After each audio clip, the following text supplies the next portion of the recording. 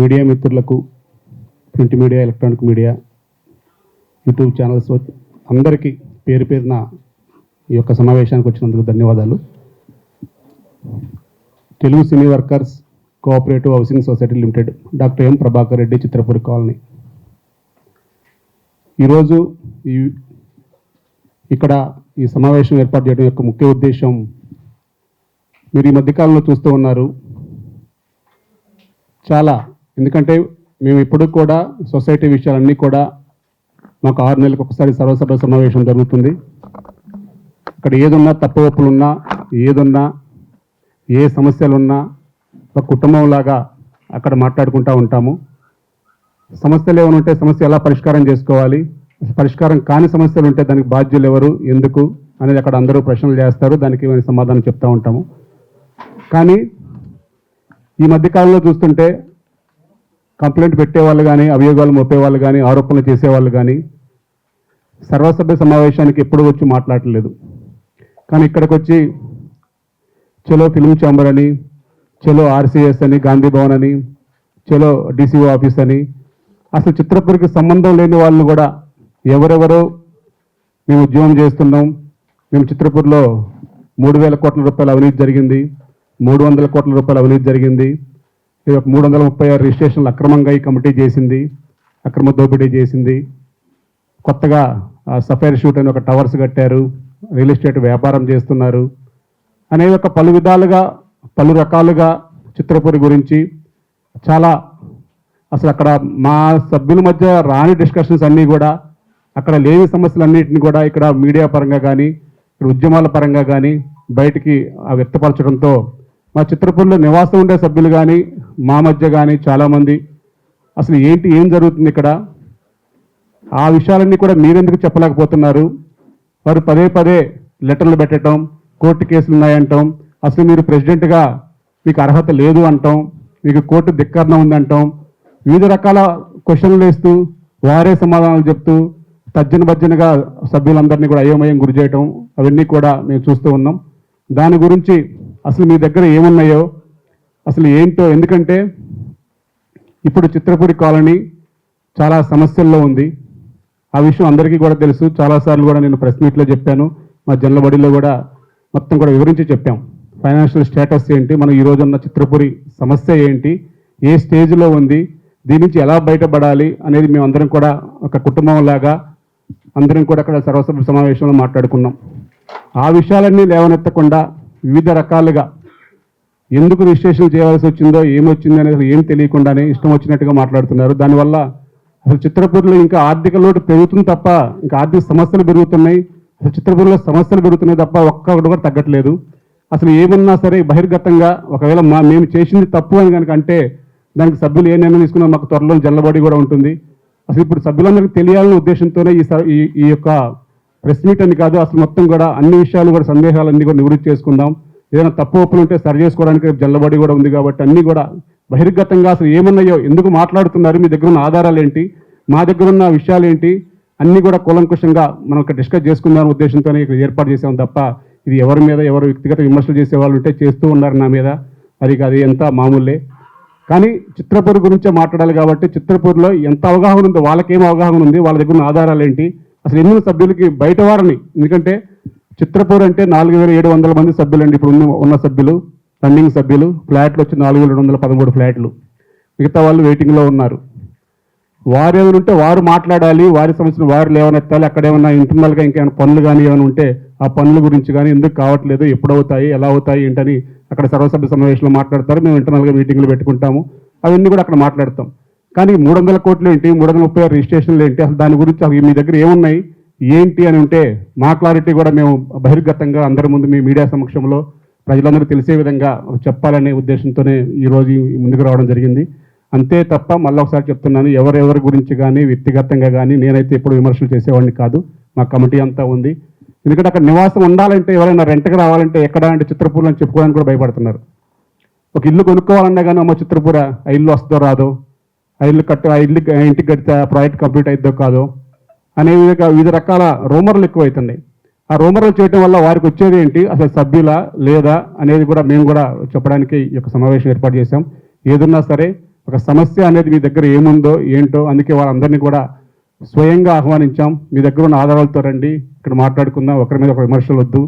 చిత్రపూర్ని మంచి మార్గం తీసుకెళ్ళడానికి ఏదైనా ఉంటే, మంచి సలహాలు ఉంటే మేము తీసుకుంటాము. దాన్ని ఎలా అమలు చేసుకోవాలనేది మళ్ళా సభ్యుల సమక్షంలో మాట్లాడుకోవచ్చు. కాబట్టి నేను అందుకే ఈరోజు మళ్ళా ఇక్కడ ఫిల్మ్ ఛాంబర్లో ఎందుకు పెట్టారు కూడా అడగొచ్చు ఎవరైనా. దానికి కూడా ఏంటంటే, మేము చిత్రపూర్లో జల్లబాడీకి కూడా రండి, మీరు వచ్చి వివరంగా ప్రతి ఒక్క సమస్యను వ్యక్తపరచండి అని వారికి స్వయంగా లెటర్లు రాస్తాం, మెసేజ్ పరంగా పెడితే అక్కడ రారు.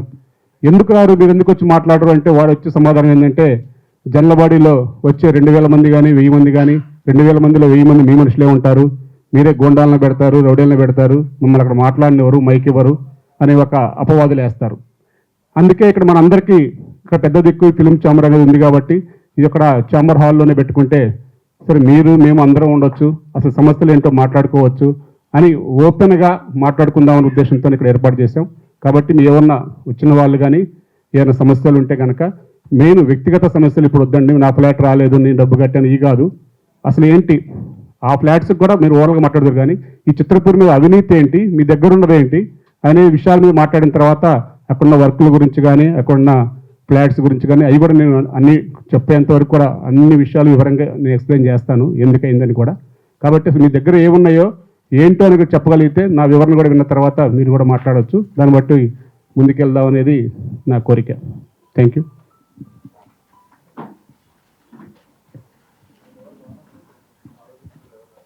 అదేనండి, ఇప్పుడు ఆరోపించిన వాళ్ళని స్వయంగా రమ్మని పిలిచాం, మెసేజ్లు పెట్టాం, మరి ఎందుకు రారో తెలియదు. ఇప్పుడు మేము తప్పు చేస్తుంటే మీరు అడుగుతారు, మీ దగ్గర ఉంది ఒక జడ్జిలాగా మీరే ఉంటారు, మేము లాయర్ని కూడా తీసుకొచ్చాం, మీ దగ్గర ఉన్న ఆధారాలు చూపెట్టండి, ఎస్ ఇది ఎందుకు ఇచ్చారు, మీరు ఎందుకు అంటున్నారు అనేది మీరు అడుగుతారు కదా.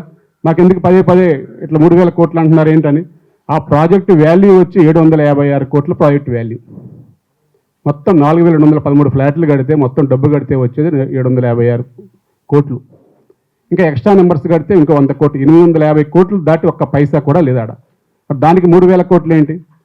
ల్యాండ్ ఫ్రీగా అన్నారు, ల్యాండ్ ఫ్రీగా రాలేదండి. మళ్ళీ చెప్తున్నా, ఎస్ఎఫ్టీ 40 రూపీస్ లెక్క ఇచ్చిన మాట వాస్తవం. దాన్ని అంచెలంచెలుగా కొనుక్కున్నాం సొసైటీ. ఈరోజు సొసైటీ రిజిస్ట్రేషన్ డాక్యుమెంట్ అండి, ఎవరి పేరు మీద గవర్నమెంట్ గజం 40 రూపాయల నుంచి 2 లక్షల లెక్క 1994లో కొన్నారు. 94 నుంచి 2002 దాకా కొంటానే ఉన్నాం. 2003లో రిజిస్ట్రేషన్ అయింది sale deed, Telugu cine workers cooperative మీద సేల్ డీడ్ చేసుకున్నాం. ఒకసారి సేల్ డీడ్ అయిన తర్వాత ఏ సమస్య ఉన్నా చిత్రపూర్లో ఆ సభ్యుల సమక్షంలో జరగాలి, సభ్యుల మధ్య జరగాలి. ఏదైనా ఉంటే కానీ మంచి చేస్తే మంచి అంటారు, చెడు చేస్తే చెడు అనే అధికారం అక్కడ ఉంది, అందరికీ మాట్లాడే హక్కు ఉంటుంది. అందుకే 6 నెలలు. మీరు గతంలో చూశారు, అసలు జల్లబడి పెట్టకుండా తప్పించుకుంటే జల్లబడి కోర్టుకి వెళ్ళి జల్లబడి పెట్టండి అని చెప్పి ఆర్డర్లు తెచ్చుకుంటారు. కానీ మేము జల్లబడి పెడతాము, మీరు రండి, సమస్య మాట్లాడుకోండి, ఏదైనా డిస్కస్ చేసుకుందామంటే జల్లబడి ముందు రోజు స్టే చేస్తారు, జల్లబడి ఆపండి అని. అసలు ఎక్కడైనా మరి అంత మా దగ్గర రివర్స్ జరుగుతుంది. నేను ఇంత ఓపెన్గా ఉన్నాను, మీరు తప్పు అయితే తప్పు సరి చేసుకోవడానికి సిద్ధంగా ఉన్నామని చెప్పి కమిటీ మొత్తం చెప్తుంది. కానీ సభ్యులను అయోమయం చేయొద్దు, ప్రాజెక్ట్ని డిలే చేయొద్దు, కట్టే వాళ్ళు కట్టకపోతే ప్రాజెక్ట్ డిలే అవుతుంది. దానివల్ల ఎవరికి ఉంటుంది? మాకు అంతిమంగా ఒక 6 నెలల్లో ఎలక్షన్స్ ఉంటాయి, మేము దిగిపోతాం, వేరే వాళ్ళు వస్తారు. ఇక ఇదే కొట్లాడుకుంటా వెళ్తూ ఉంటే నెక్స్ట్ ప్రాజెక్ట్ ఎలా ముందుకు వెళ్తుంది? అందుకే ఒకరి మీద ఒకరు విమర్శలు కాకుండా వారిని చెప్పడానికి వాళ్ళు రమ్మన్నాము, మరి వారు ఎందుకు రాలేదో తెలియదు, మరి వాళ్ళ ప్రశ్నలు ఏంటో, మరి వాళ్ళకి ఏం కావాలనేది మరి మాకు అర్థం కావట్లేదు. ఇంత ఓపెన్గా ఇంకా చర్చ పెట్టలేదంటారు. వారే అన్నారు, మీరు బహిరంగంగా చర్చ పెట్టండి, మేము వస్తామన్నారు. మాకు లెటర్ ద్వారా కూడా పంపించారు, వాళ్ళు బహిరంగంగా చర్చ పెట్టండి, మేము వస్తామని చెప్పి మాకు రాతపూర్వకంగా లెటర్ పంపించారు ఇక్కడ ఉద్యమం చేసేవాళ్ళు. మరి ఇక్కడ మేము డైరెక్ట్గా నేను ఆల్రెడీ 5 రోజుల ముందే అందరికీ తెలియజేశాను, మీడియా వరకు తెలియజేశాను, ఇక్కడ ఛాంబర్ హాల్ బుక్ చేసినప్పుడు తెలియజేశాను, అందరూ రండి మీ దగ్గర అని చెప్పేసి. నేను లైవ్ పెడుతున్నాను, మళ్ళీ దీంట్లో దాపరికం వద్దు. ఏదన్నా నేను ఏదైనా తప్పు చేసి ఉంటే బహిర్గతంగా అందరూ నేనే బ్యాడ్ అవుతా తప్ప ఎవరు బ్యాడ్ గారు, అందువల్ల మా కమిటీ బ్యాడ్ అవుతుంది. కాబట్టి మీరు ఓపెన్గా రండి అని కూడా ఛాలెంజ్ చేశాం. ఛాలెంజ్ అని కాదు, సారీ, మళ్ళీ పదం కూడా వెనక్కి తీసుకుంటున్నా. మనం సమస్య పరిష్కరించుకుందామని చెప్పాను. మరి ఎవరు ముందుకు వచ్చారో లేదో తెలియదు. వస్తే కనుక క్లారిటీగా క్లియర్గా అడిగితే కనుక అది ఇండివిజువల్ ఫ్లాట్ దండి, మొత్తం అసలు ఈ అవినీతి మీద కావాలి. ఆ ఫ్లాట్ గురించి అది కూడా చెప్తానండి. ఇండివిజువల్ ఫ్లాట్స్ది ఆల్రెడీ కేసులు పెట్టారు, ఆల్రెడీ కోర్టులో నడుస్తున్న విషయాలు నేను మాట్లాడడానికి లేదు. ఎందుకంటే ఇక్కడ చాలామంది నా మీద అన్నారు 15 కేసులు ఉన్నాయని. 15 కేసులు పెట్టారు. కేసుల్లో ఇవన్నీ కూడా ఎప్పటి నుంచో ఉన్న కేసులు. ఈరోజు అధ్యక్షులుగా ఉన్నాను కాబట్టి అది సొసైటీ ప్రెసిడెంట్గా నా మీద ఉన్నమాట వాస్తవం.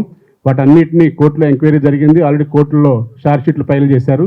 వాటి మీద ఇప్పుడు నేను పేర్లు పెట్టి మాట్లాడడానికి నాకు లేదు, దాని వివరణ కూడా జడ్జిమెంట్ ఇచ్చే అధికారం నాకు లేదు. కాబట్టి కోర్టులో ఉన్న విషయాలు నేను ఏమి మాట్లాడను, కోర్టు పరిధిలో లేకుండా ఉన్నాయి, ఏదైనా సరే సమాధానం బహిరంగంగా చెప్తాను. Thank you.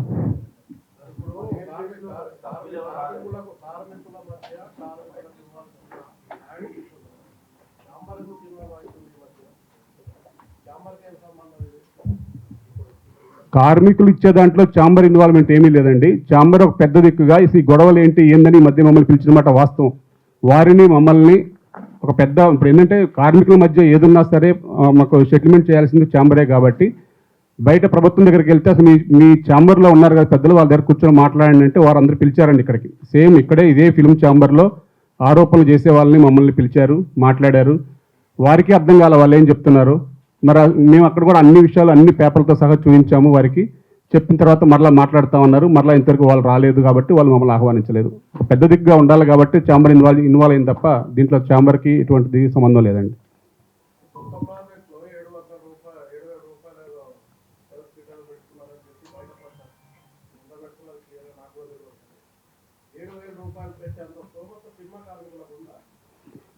ఇది మంచి క్వశ్చన్, ఎందుకంటే అందరికీ కూడా కావాల్సింది ఇది. అసలు 6,999 రూపాయలు పెట్టినమాట వాస్తవం అండి. ఎందుకంటే దాని వివరణ కూడా మేము ఆల్రెడీ జనలబడిలో తీసుకోవడం జరిగిందండి. ఎందుకంటే చిత్రపురి కాలనీలో 2016లో IVRCL కంపెనీ మాకు ఐపీ పెట్టి వెళ్ళిపోయిందండి. అడ్వాన్సుల రూపంలో తీసుకొని సుమారు 100 కోట్ల రూపాయలు ఆ రోజు డెఫిసిట్ సొసైటీ.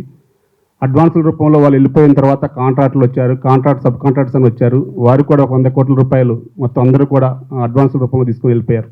పని చేస్తాం కట్టండి అని. ఆ తర్వాత అదే ఇప్పుడు చాలామంది మీరు వినే ఉంటారు 51 ఎంక్వైరీలో 100 కోట్ల అవినీతి జరిగిందని మీకు అంతా క్వశ్చన్ వచ్చింది.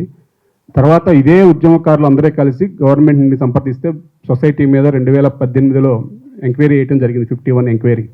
ఇక అదే సొసైటీస్ యాక్ట్లో అదే పెద్ద ఎంక్వైరీ, సిబిఐ ఎంక్వైరీ లాగా. వారందరూ కూడా అందరూ కూడా చర్చ చేసి కాంట్రాక్టులను అందరినీ వివరణ కోరిన తర్వాత 2020లో నేను ప్రెసిడెంట్ అయింది 2020 డిసెంబర్ అండి. డిసెంబర్ నుంచి నేను ఏదైనా సమాధానం చెప్పగలను, కానీ డిసెంబర్ అంతకుముందు జరిగినవన్నీ కూడా ఇప్పుడు నా మీద అపవాదులు పడుతున్నాయి. ఎందుకంటే రన్నింగ్లో ఉన్నాను కాబట్టి, ఆ భారం నేను మోస్తున్నాను కాబట్టి. అప్పటికే సొసైటీ మేము 2020 డిసెంబర్ 10వ తేదీ మేము ప్రెసిడెంట్గా బాధ్యతలు చేపట్టిన నాటికే 135 కోట్ల లోటు బడ్జెట్ అండి సొసైటీ. అదే కాక SBI బ్యాంకు NPలో ఉంది. మేము లోన్ కట్టలేక ఆక్షన్ వేశారు వాళ్ళు. అంటే మేము అప్పుడు కోవిడ్ టైంలో మేము ఇన్స్టాల్మెంట్లు కట్టలేక అంతా వాళ్ళు టైం ఇచ్చారు, కోవిడ్ టైం ఇచ్చారు. ఆ టైం ఇచ్చిన తర్వాత కూడా 2021 డిసెంబర్ వరకు టైం ఇచ్చారు. ఆ లోపు కూడా కట్టలేకపోయాం. ఆన్లైన్ ఆక్షన్లు వేస్తేనే అప్పుడు ఇవన్నీ జరిగినాయండి. ఆ యొక్క లోటు బడ్జెట్ సుమారు ఈరోజు 160 కోట్ల రూపాయలండి సొసైటీ. ఎందుకంటే 2016లో ఉన్నప్పుడు IVRCL ఒక బ్యాక్లాగ్ అయిపోవడంతో ఐపీ పెట్టడంతోనే వచ్చిన సమస్య ఇది. లేకపోతే ఆ రోజు ప్రాజెక్ట్ అయిపోయేది. అప్పుడే ప్రాజెక్ట్ అయిపోతే అసలు ఈరోజు ఈ సమస్యలు లేవండి. ఎందుకంటే ఆ తర్వాత IVRCL మీద కొట్లాడాము. నేను వచ్చిన తర్వాత మేము ఈ కమిటీ వచ్చిన తర్వాత NCLTకి వెళ్ళాము, కొట్లాడాము. IVRCL 46 crores ఇవ్వాలని NCLT ఒప్పుకుంది. మిగతా సబ్ కాంట్రాక్టుల దగ్గర కూడా జస్టిస్ నరసింహారెడ్డి గారి ద్వారా ఆర్బిట్రేషన్లో కొట్లాడుతూనే ఉన్నాం. ఒక కాంట్రాక్టర్ 36 కోట్లు ఇవ్వాల్సి ఉంటే 10 కోట్లు ఇవ్వాలని చెప్పి తేల్చారు. కానీ ఏదేమైనా 51 ఎంక్వైరీ మరలా ఇప్పుడు ఈ ఉద్యమాలు ఇవన్నీ చూసి మళ్ళా 51 ఎంక్వైరీ మళ్ళా జరగాలనే ఉద్దేశంతో కాంగ్రెస్ ప్రభుత్వం వచ్చిన తర్వాత ఫుల్ ఫ్లెడ్జ్డ్గా జరగాలని మరలా ఎంక్వైరీని రీఓపెన్ చేయడం జరిగింది. ఇప్పుడు ఎంక్వైరీ జరుగుతుందండి still now. Already enquiry within 2-3 monthsలో రిపోర్ట్ వస్తుంది.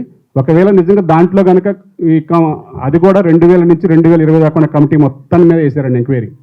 ఆ రిపోర్ట్ ఆల్రెడీ 110 కోట్లు అని తేల్చారు. మేము దాన్ని కోర్టుకి వెళ్ళాం. మేము ఇవ్వలేదు, మేము తీసుకోలేదు, అడ్వాన్స్ రూపంలో కాంట్రాక్ట్కి ఇచ్చామే తప్ప ఇక్కడ మేనేజ్మెంట్ కమిటీ చేసిన తప్పేం లేదని మేము న్యాయస్థానానికి వెళ్తే మాకు స్టే ఇచ్చింది. ఆ తర్వాత మళ్ళా గవర్నమెంట్ ఇప్పుడు వచ్చి మళ్ళీ ఎంక్వైరీ స్టార్ట్ చేసింది. ఇప్పుడు అది కనుక 2 months 3 monthsలో రిపోర్ట్ వస్తుంది. ఆ రిపోర్ట్లో కనుక నిజంగానే తేలితే 2000 నుంచి 2020 దాకా ఉన్న కమిటీ సభ్యులు ఎవరైనా కట్టాల్సిందే. అది ఇంకా దాంట్లో ఏం ఉండదండి. అప్పుడు కనుక నిజంగా కనుక ఆ అమౌంట్ కనుక రికవరీ అయితే కనుక 100 కోట్లు రికవరీ అయితే ఇప్పుడు మేము 6,900 పెట్టాల్సిన అవసరం లేదండి. 5,000 రూపాయలకే ఇవ్వచ్చు. ఇప్పుడు ఎందుకంటే హైరేజ్ బిల్డింగ్ కాబట్టి 5,000 రూపాయలకి ఇచ్చి మేము సభ్యులందరి దగ్గర మేము మెప్పు పొందవచ్చు. అలా మెప్పు పొందుకుంటా వెళ్తే ఇప్పుడు ఈ 160 కోట్లు కాస్త ఎవ్రీ మంత్ ఇంట్రెస్ట్లు అన్నీ కలుపుకుంటే యాడ్ అవుతూనే ఉంటుంది తప్ప మైనస్ కాదండి. ఈ ప్రాబ్లం అందరికీ తెలుసు, వారికి కూడా తెలుసు. కానీ దాని గురించి మాట్లాడరు. అది ఎలా తీరుద్దాం చెప్పరు. దాంట్లో సింపుల్ లెక్కండి. చంద్రబాబు శ్రీనివాస్ గారి దగ్గర తెచ్చిన డబ్బులు ఉన్నాయి. ఆయన దగ్గర దేనికి తెచ్చారు అంటే అందరికీ తెలుసు. అది ఇక్కడ సర్వసభ్య సమావేశంలో ఆ రోజు బ్యాంక్ ఎన్పీ అయినప్పుడు అందరి దగ్గర తిరిగామండి. ఈ సినీ ప్రముఖుల దగ్గరికి అందరి దగ్గర తిరిగాం. బ్యాంకులు ఏ బ్యాంక్ ఇవ్వదు. ఒకసారి ఎన్పీ అయిందంటే అప్పుడు ఎవరు ఇవ్వకపోతే ఆన్లైన్ ఆక్షన్ వేస్తుంటే ఒక చదలవాడి శ్రీనివాస్ గారు మాత్రమే నేను ఉంటాను అని ఆ రోజు మనకి ఇవ్వడం జరిగింది. ఆ డబ్బులు కూడా ఇప్పుడు తీర్చలేకపోయాం. ఎందుకంటే ఒకటేసారి ఇప్పుడు అంత అమౌంట్ తీర్చాలి, మేము 3 నెలలు చెప్పి తీసుకున్నామంటే 3 years అయింది, ఇప్పుడు తీర్చలేకపోయాం. ఎందుకంటే ఎప్పటికప్పుడే అప్పుడు కూడా మా ప్లాన్ ఏంటి, కొత్త ప్రాజెక్ట్ స్టార్ట్ చేస్తే ఇది చేయొచ్చు అని. అప్పుడు 3 years నుంచి పర్మిషన్ కోసం ట్రై చేస్తూనే ఉన్నాం. మీకు తెలిసి అక్కడ అది మొత్తం చెరువు పక్కన ఉంటుంది, చాలా అనీవెన్గా ఉంటుంది. తర్వాత రెవెన్యూ ఎన్ఓసి అని, ఇరిగేషన్ ఎన్ఓసి అని, తర్వాత మళ్ళీ ఇప్పుడు ఈ 1 yearలో స్టార్ట్ చేద్దామంటే హైడ్రా అన్నారు, హైడ్రా ఎన్ఓసి అని. దానివల్ల లేట్ అయింది, దానివల్లే ప్రాజెక్ట్ లేట్ అయింది. ఆ రోజు కనుక అయినట్టయితే ఇంకొక 30 crores ప్లస్లో ఉండేవాళ్ళం, ఇది కొత్త ఒక 500 తగ్గియచ్చు.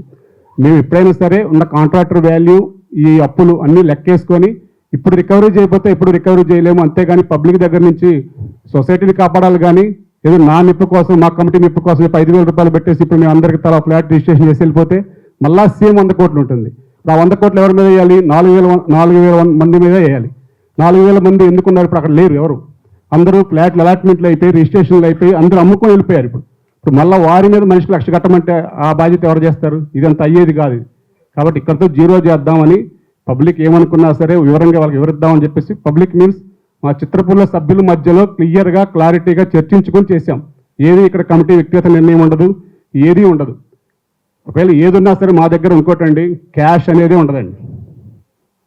ఓన్లీ డీడీస్ కానీ ఆర్టీజీఎస్ తప్ప ఎటువంటి క్యాష్ ట్రాన్సాక్షన్లో ఉండవు.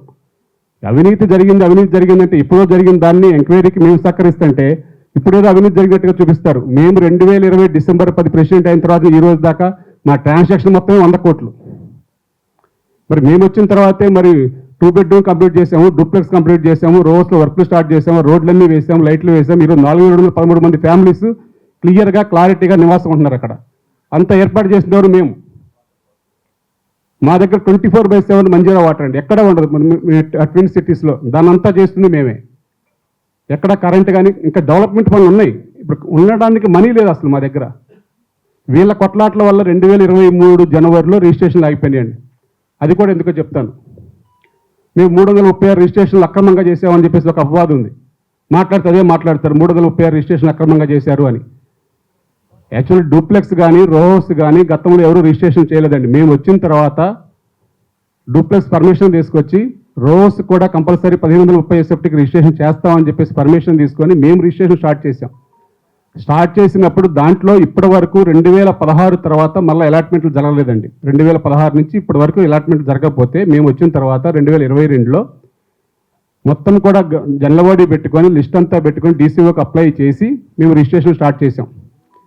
వాటికి ఎవరు అక్రమంగా చేసుకుంటున్నారు, అన్యాయంగా చేసుకుంటున్నారని చెప్పేసి వాళ్ళు మన 2023 జనవరి 10వ తేదీన మాకు మొత్తం రిజిస్ట్రేషన్ ఆపేసేయని చెప్పి ఆర్డర్ ఇచ్చారండి. ఆ రోజు నుంచి ఈ రోజు వరకు గవర్నమెంట్ ఆమోదం లేకుండా ఒక్క రిజిస్ట్రేషన్ జరగలే. కన్స్ట్రక్షన్ టోటల్గా అయిపోయింది. అసలు మనీ ఫండింగ్ లేదు అక్కడ. దాని గురించి ఎవరు మాట్లాడరు. అది ఎవరి వల్ల ఆగింది? వాళ్ళ వల్లే ఆగింది.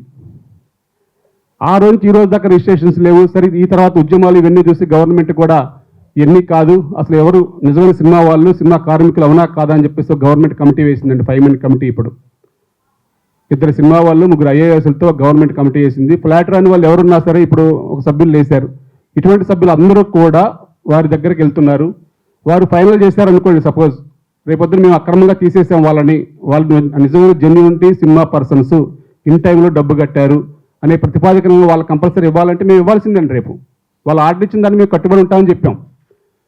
వాళ్ళకి అది కూడా తెలుసు. ఒక గవర్నమెంట్ కమిటీ వేసాక కమిటీని దగ్గర నుంచి అధికారం ఎవరికీ ఉండదు. మేము దానికి కట్టుబడి ఉన్నామని చెప్పేసి ప్రతి జనలబడిలో చెప్తున్నాం. 2023 జనవరి అంటే ఈ రోజుకి 2.5 years ఒక్క రిజిస్ట్రేషన్ చేయలేము. మేము చేసే అధికారం లేదు. అయినా సరే అక్రమ రిజిస్ట్రేషన్ చేశారు అది అన్నారు. 336 రిజిస్ట్రేషన్స్లో అది కూడా చెప్పానండి మా సర్వసభ్య సమావేశంలో. 336 రిజిస్ట్రేషన్ చేసిన మాట వాస్తవం. దానిలో కనుక అక్రమంగా చేశారని చెప్పేసి కమిటీగా నిర్ణయిస్తే మేము దానికి సిద్ధపడి ఉన్నామని చెప్పాం. మేము మా దగ్గర నెంబర్లు తీసేసే 2 ప్రక్రియలు ఉంటాయండి. ఒకటి, ఎవరైనా సరే 5 men కమిటీ అలాట్మెంట్ చేస్తుంది. గతంలో చేసింది 2015కి ముందు. ఆ తర్వాత ప్రాజెక్ట్ అనేది 3 సంవత్సరాలు కంప్లీట్ అవుతుందండి. అలాట్మెంట్ ఎప్పుడో 2010లో ఉంది కదా, ఇప్పుడు వచ్చి డబ్బు కడతా అంటారు మా వాళ్ళు. అప్పుడు 25% కట్టుంటారు. సరైన సమయంలో డబ్బు కట్టకపోతే అని తీసేస్తాము. లేదంటే 51 ఎంక్వైరీ జరిగిన తర్వాత 2020 నిజమైన సినీ కార్మికుడు కాకపోతే కనుక వాళ్ళు అడ్రస్ మన ఐడి ప్రూఫ్స్ నిరూపించుకోవడం కనుక రాంగ్ అయితే మాత్రం కంపల్సరీ తీసేసామండి. ఈ 2 ప్రక్రియలు తప్ప సభ్యుని తీసేసే అధికారం ఎవ్వరికీ లేదు అక్కడ. ఈ విషయాలన్నీ తెలుసు వాళ్ళకి. మేము కోర్టు ధిక్కరణ చేస్తే ఎందుకు ఊరుకుంటుందండి? మేము లాస్ట్ టైం బయట జైలుకి వెళ్ళినప్పుడు తర్వాత ఒక్క రోజు నేను విజయవాడ పోయినందుకే కోర్టు ధిక్కరణ అంటేనే మళ్ళీ నేను శిక్ష అనుభవించినండి. ఆ శిక్ష నాకు తెలుసు కోర్టు ధిక్కరణ ఎలా ఉంటుందో. కోర్టు ఆర్డర్ని ఇచ్చాక కోర్టు ఆర్డర్ని విస్మరించే అధికారం ఎవరికీ లేదు. ఇవన్నీ ఏదో మొత్తం కోర్టు ధిక్కరణ చేస్తారు, కోర్టు ధిక్కరణ చేస్తారు. కోర్టు ధిక్కరణ చేస్తే కోర్టు ముట్టికాయ చేస్తే మళ్ళీ లేవని కూడా లేవలేము. మేము దానికి కట్టుబడి ఉన్నాం న్యాయస్థానం తీర్పుకి. న్యాయస్థానం 46/502 నాకు ఆర్డర్ ఇచ్చిందండి. వెరిఫై చేసి రిజిస్ట్రేషన్ చేయమన్నది. ఎవరికి? కోఆపరేటివ్ రిజిస్ట్రార్కి, డీసీఓకి. వాళ్ళు ఇస్తే మాత్రమే మేనేజ్మెంట్ కమిటీ రిజిస్ట్రేషన్ చేయమన్నది. వాళ్ళు వెరిఫై చేస్తున్నారు. వాళ్ళ నెంబర్లు వచ్చేసరికి నాన్ నెంబర్లు అయినా కానీ రిజిస్ట్రేషన్ చేయాలంట. వాళ్ళ నెంబర్లు కాదని హోల్డ్ చేస్తే అట్లా ఊరుకోరు మళ్ళా. మరి మనిషికి ఒక న్యాయం ఉండకూడదు. ఏదైనా సరే మేమైతే క్లియర్గా ఉన్నాం, క్లారిటీగా ఉన్నాం, దాని మీద వెళ్ళడానికి మేము సిద్ధంగా ఉన్నాం. కాబట్టి దయచేసి ఈ అపవాదులు నమ్మొద్దు. ఇంత ఓపెన్గా ఉన్నప్పుడు అపవాదులు ఉంటే నిజంగా వారు మాట్లాడే ప్రతి మాటకి సమాధానం చెప్పడం సిద్ధంగా ఉన్నాం. అన్ని పేపర్లతో వచ్చాం. వారి దగ్గర పేపర్లు ఉంటే పేపర్లు ఏదైనా పేపర్ పరంగా ఉంటుంది తప్ప ఇక్కడ వేరే వ్యక్తిగతంగా నోటి మాటలతో వ్యక్తిగత దూషణలతో మాట్లాడుకుంటే పనులు కావు. కానీ చిత్రపూర్ అనేది 67 ఎకరాలండి. 4213 కుటుంబాలు నివాసం ఉంటున్నాయి. 25,000 మంది ప్రత్యక్షంగా ఉంటున్నారు అక్కడ. కానీ బయట ఎక్కడైనా యూట్యూబ్లో కానీ ఎక్కడైనా చూస్తే చిత్రపూర్ గురించి బ్యాడ్ మాట్లాడుతున్నారని చెప్పేసి ఆ కాలనీ వాసులందరి యొక్క స్పందనతో మేము పెట్టడం జరిగింది. దయచేసి ఏదున్నా సరే కూర్చొని మాట్లాడుకుంటే సమస్య పరిష్కారం అయింది. ఆ పరిష్కార మార్గంలో వెళ్దామని మా కమిటీ ముందుంది. కాబట్టి అంతేగాని 6 నెలల్లో జరిగే ఎలక్షన్స్ గురించి కానీ ఆ ఎలక్షన్ రాజకీయాలు కానీ మాకు అవసరం లేదు. ఎవరు మంచి చేస్తే వెనుక్కుంటారు, మంచి చేయకపోతే వాళ్ళే వెనుకోరు. ఆ విషయం సభ్యులకు తెలుసు. సభ్యుల తీర్పుకి ఎవరైనా కట్టుబడి ఉండాల్సిందే. కానీ సొసైటీని మాత్రం అంతర్గతంగా వ్యక్తిగత విషయాలతో అడ్డం పెట్టుకొని కానీ సొసైటీని అన్యాయం చేస్తే మాత్రం అక్కడ 4,000 మంది ప్రాబ్లమ్స్ సాల్వ్ కావు. అలాగే మీ ద్వారా మీడియా మిత్రుల ద్వారా మేము చెప్పేది ఒకటే, అలాట్మెంట్ కమిటీ కనుక నిజమైన సినీ కార్మికుడికి కోల్పోయారు, మొత్తం డబ్బు కట్టి వాళ్ళు నిజమైన సినీ కార్మికుడు మీరు సొసైటీ అడిగిన టైంలో డబ్బు కట్టినా కానీ సొసైటీ అక్రమంగా తీసేసిందని కనుక వారు గుర్తిస్తే మాత్రం వారికి ఫ్లాట్స్ ఇవ్వడానికి కూడా మేము సిద్ధంగా ఉన్నాం. ఆ ఫ్లాట్స్ ఎలా వస్తాయని కూడా మీరు అనుకోవచ్చు. కాబట్టి వెంటనే మేము ఆల్రెడీ పర్మిషన్ అప్లై చేసాం. పర్మిషన్ కూడా వచ్చి ఉంది. ఇంకా 96 ఫ్లాట్స్ వారి కోసమే కడుతున్నాం. ఎవరైతే ఆల్రెడీ వెయిటింగ్లో ఉండి సొసైటీ తీసేశారు అని కనుక వాళ్ళు అలాట్మెంట్ కమిటీ ఫైనల్ చేస్తే కనుక వారికి ఇవ్వడానికి మేము సిద్ధంగా ఉన్నాం. వారికి ఈ రేటు కాదండి, ఈ 6,999 రూపాయలు కాదు, వారికి వేరే రేటు వాళ్ళే నిర్ణయించమని చెప్పాము. వారు నిర్ణయించిన రేటుకే మేము ఇస్తామని చెప్పాము. కాబట్టి మేము దానికి కట్టుబడే ఉన్నాం. సొసైటీ పరిష్కార మార్గంగానే మేము ఆలోచిస్తున్నాం తప్ప ఉన్న ప్లేస్లో ఇంకా నిజమైన కార్మికులకి అన్యాయం జరగకుండా ఉండాలని చూస్తున్నాం. కానీ నిజమైన సినీ కార్మికుడు కాదు అన్న వాళ్ళకి మాత్రం మేము కంపల్సరీ తీసివేయడానికి సిద్ధంగా ఉన్నాం. మేము దాని ప్రకారమే మేము అడుగులు వేస్తున్నాం.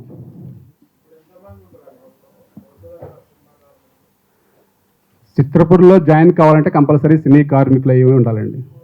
ఇప్పుడు నివాసం ఉండే వాళ్ళైతే ఒక 60% మాత్రమే ఉంటారు. మిగతా అంతా అమ్మేసుకుని వెళ్ళిపోయారు. ఆల్రెడీ టెక్నీషియన్స్ అందరూ అక్కడ ఉంటున్నారు. ఒక 60% మాత్రం నివాసం ఉంటున్నారు. మిగతా వాళ్ళంతా సెకండ్ సేల్ చేసుకుని వెళ్ళిపోయారు.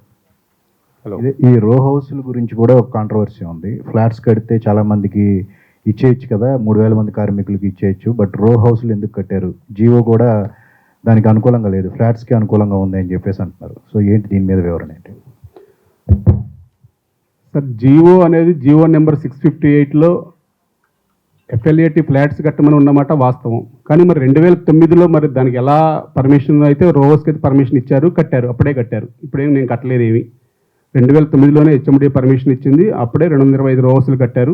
దాంతోపాటు 2017లో వాళ్ళు 1536 ఎస్ఎఫ్టీకి G+1కి పర్మిషన్ ఇస్తే మా వాళ్ళు అప్పుడున్న కమిటీ వాళ్ళందరూ సభ్యులతో కలుపుకొని G+2 కడదాం, అంటే G+1 ప్లస్ హెడ్ రూమ్ కడదాం, కాబట్టి అలా కట్టుకుంటే బాగుంటుందని చెప్పేసి 2250 ఎస్ఎఫ్టీకి పెంచుకోవడం జరిగింది.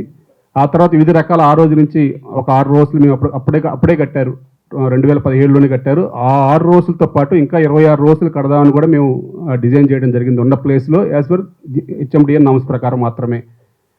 కానీ ఆ తర్వాత మరి మాకు రాలేదని లేకపోతే మా ఇంటి పక్కన కడుతున్నారని ఎవరికి వాళ్ళే రోహస్లో సభ్యులు ఇంకా వాళ్ళ కోరికలు తీర్చలేదని అసలు 6 రోజులు ఇల్లీగల్గా కట్టారని చెప్పేసి మళ్ళీ వాళ్ళే కోర్టులో కేసులు వేసుకోవడం జరిగింది.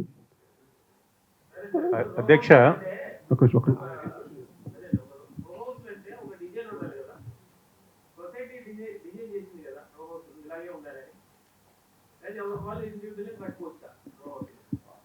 చెప్పేది అదేనండి. రోహస్లు హెచ్ఎండిఏ నామ్స్ ప్రకారం కట్టిన మాట వాస్తవం. తర్వాత అందరూ కలిసి ఎలాగో పర్మిషన్కి వెళ్తున్నాం కదా రివైజ్డ్, మళ్ళీ G+2 అంటే G+1+ హెడ్ రూమ్ పైకి సెకండ్ ఫ్లోర్కి వెళ్ళే విధంగా ఒక హెడ్ రూమ్ వేసుకుంటామంటే పర్మిషన్ ఇచ్చి అప్పుడు అప్లై చేసాము. ఆ పర్మిషన్ ఇప్పటికీ రాలేదు, అది పెండింగ్లో నడుస్తుంది. చెప్తున్నాను కదా, కోర్టు కేసుల వల్లే అది అన్యాయం జరిగింది తప్ప లేకపోతే అసలు అది ఇష్యూ ఎటో వెళ్ళిపోయింది. ఆ రోజుల మీద పెద్ద గొడవ జరుగుతుంది.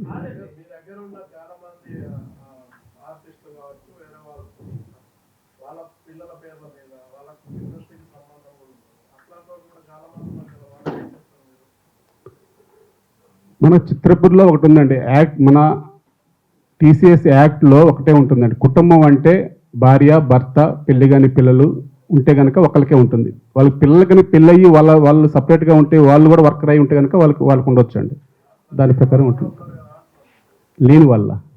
లేని వాళ్ళకి ఇంకా మన దగ్గర ప్లేస్ ఉంటే ఇస్తాం, ప్లేస్ లేనిది మనం చేయలేం కదా.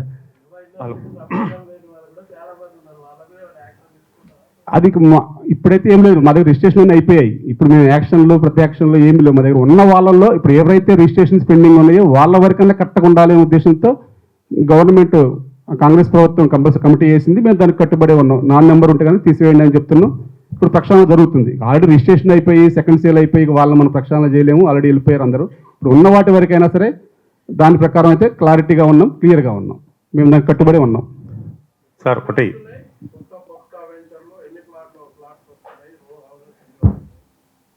రో హౌస్లు కొత్తగా ఏం లేవండి. 225 రో హౌసెస్ ఉన్నాయి, ఆల్రెడీ కట్టడం అయిపోయింది, ఆల్రెడీ రిజిస్ట్రేషన్ కూడా అయిపోయాయి.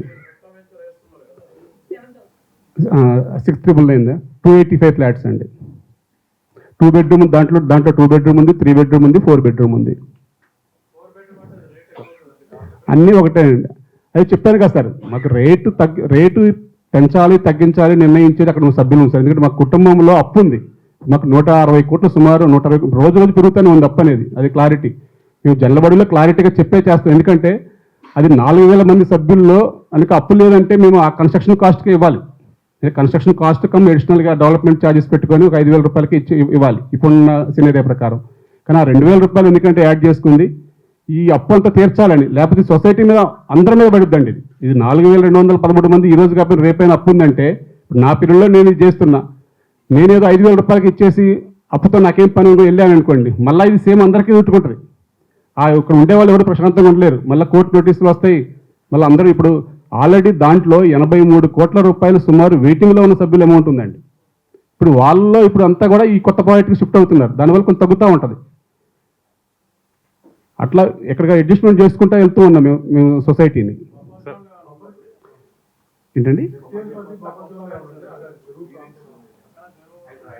సార్, ఇప్పుడు ఇది మన గవర్నమెంట్ ప్రాజెక్ట్, నేను ప్రైవేట్ ప్రాజెక్ట్ కాదు, నేను ప్రైవేట్ వెంచర్ వేయట్లేదు, ప్రైవేట్ బిల్డర్ని కాదు. ఇది చెరువులు కబ్జాలు చేసి బఫర్లు కబ్జాలు చేసి వేయడానికి.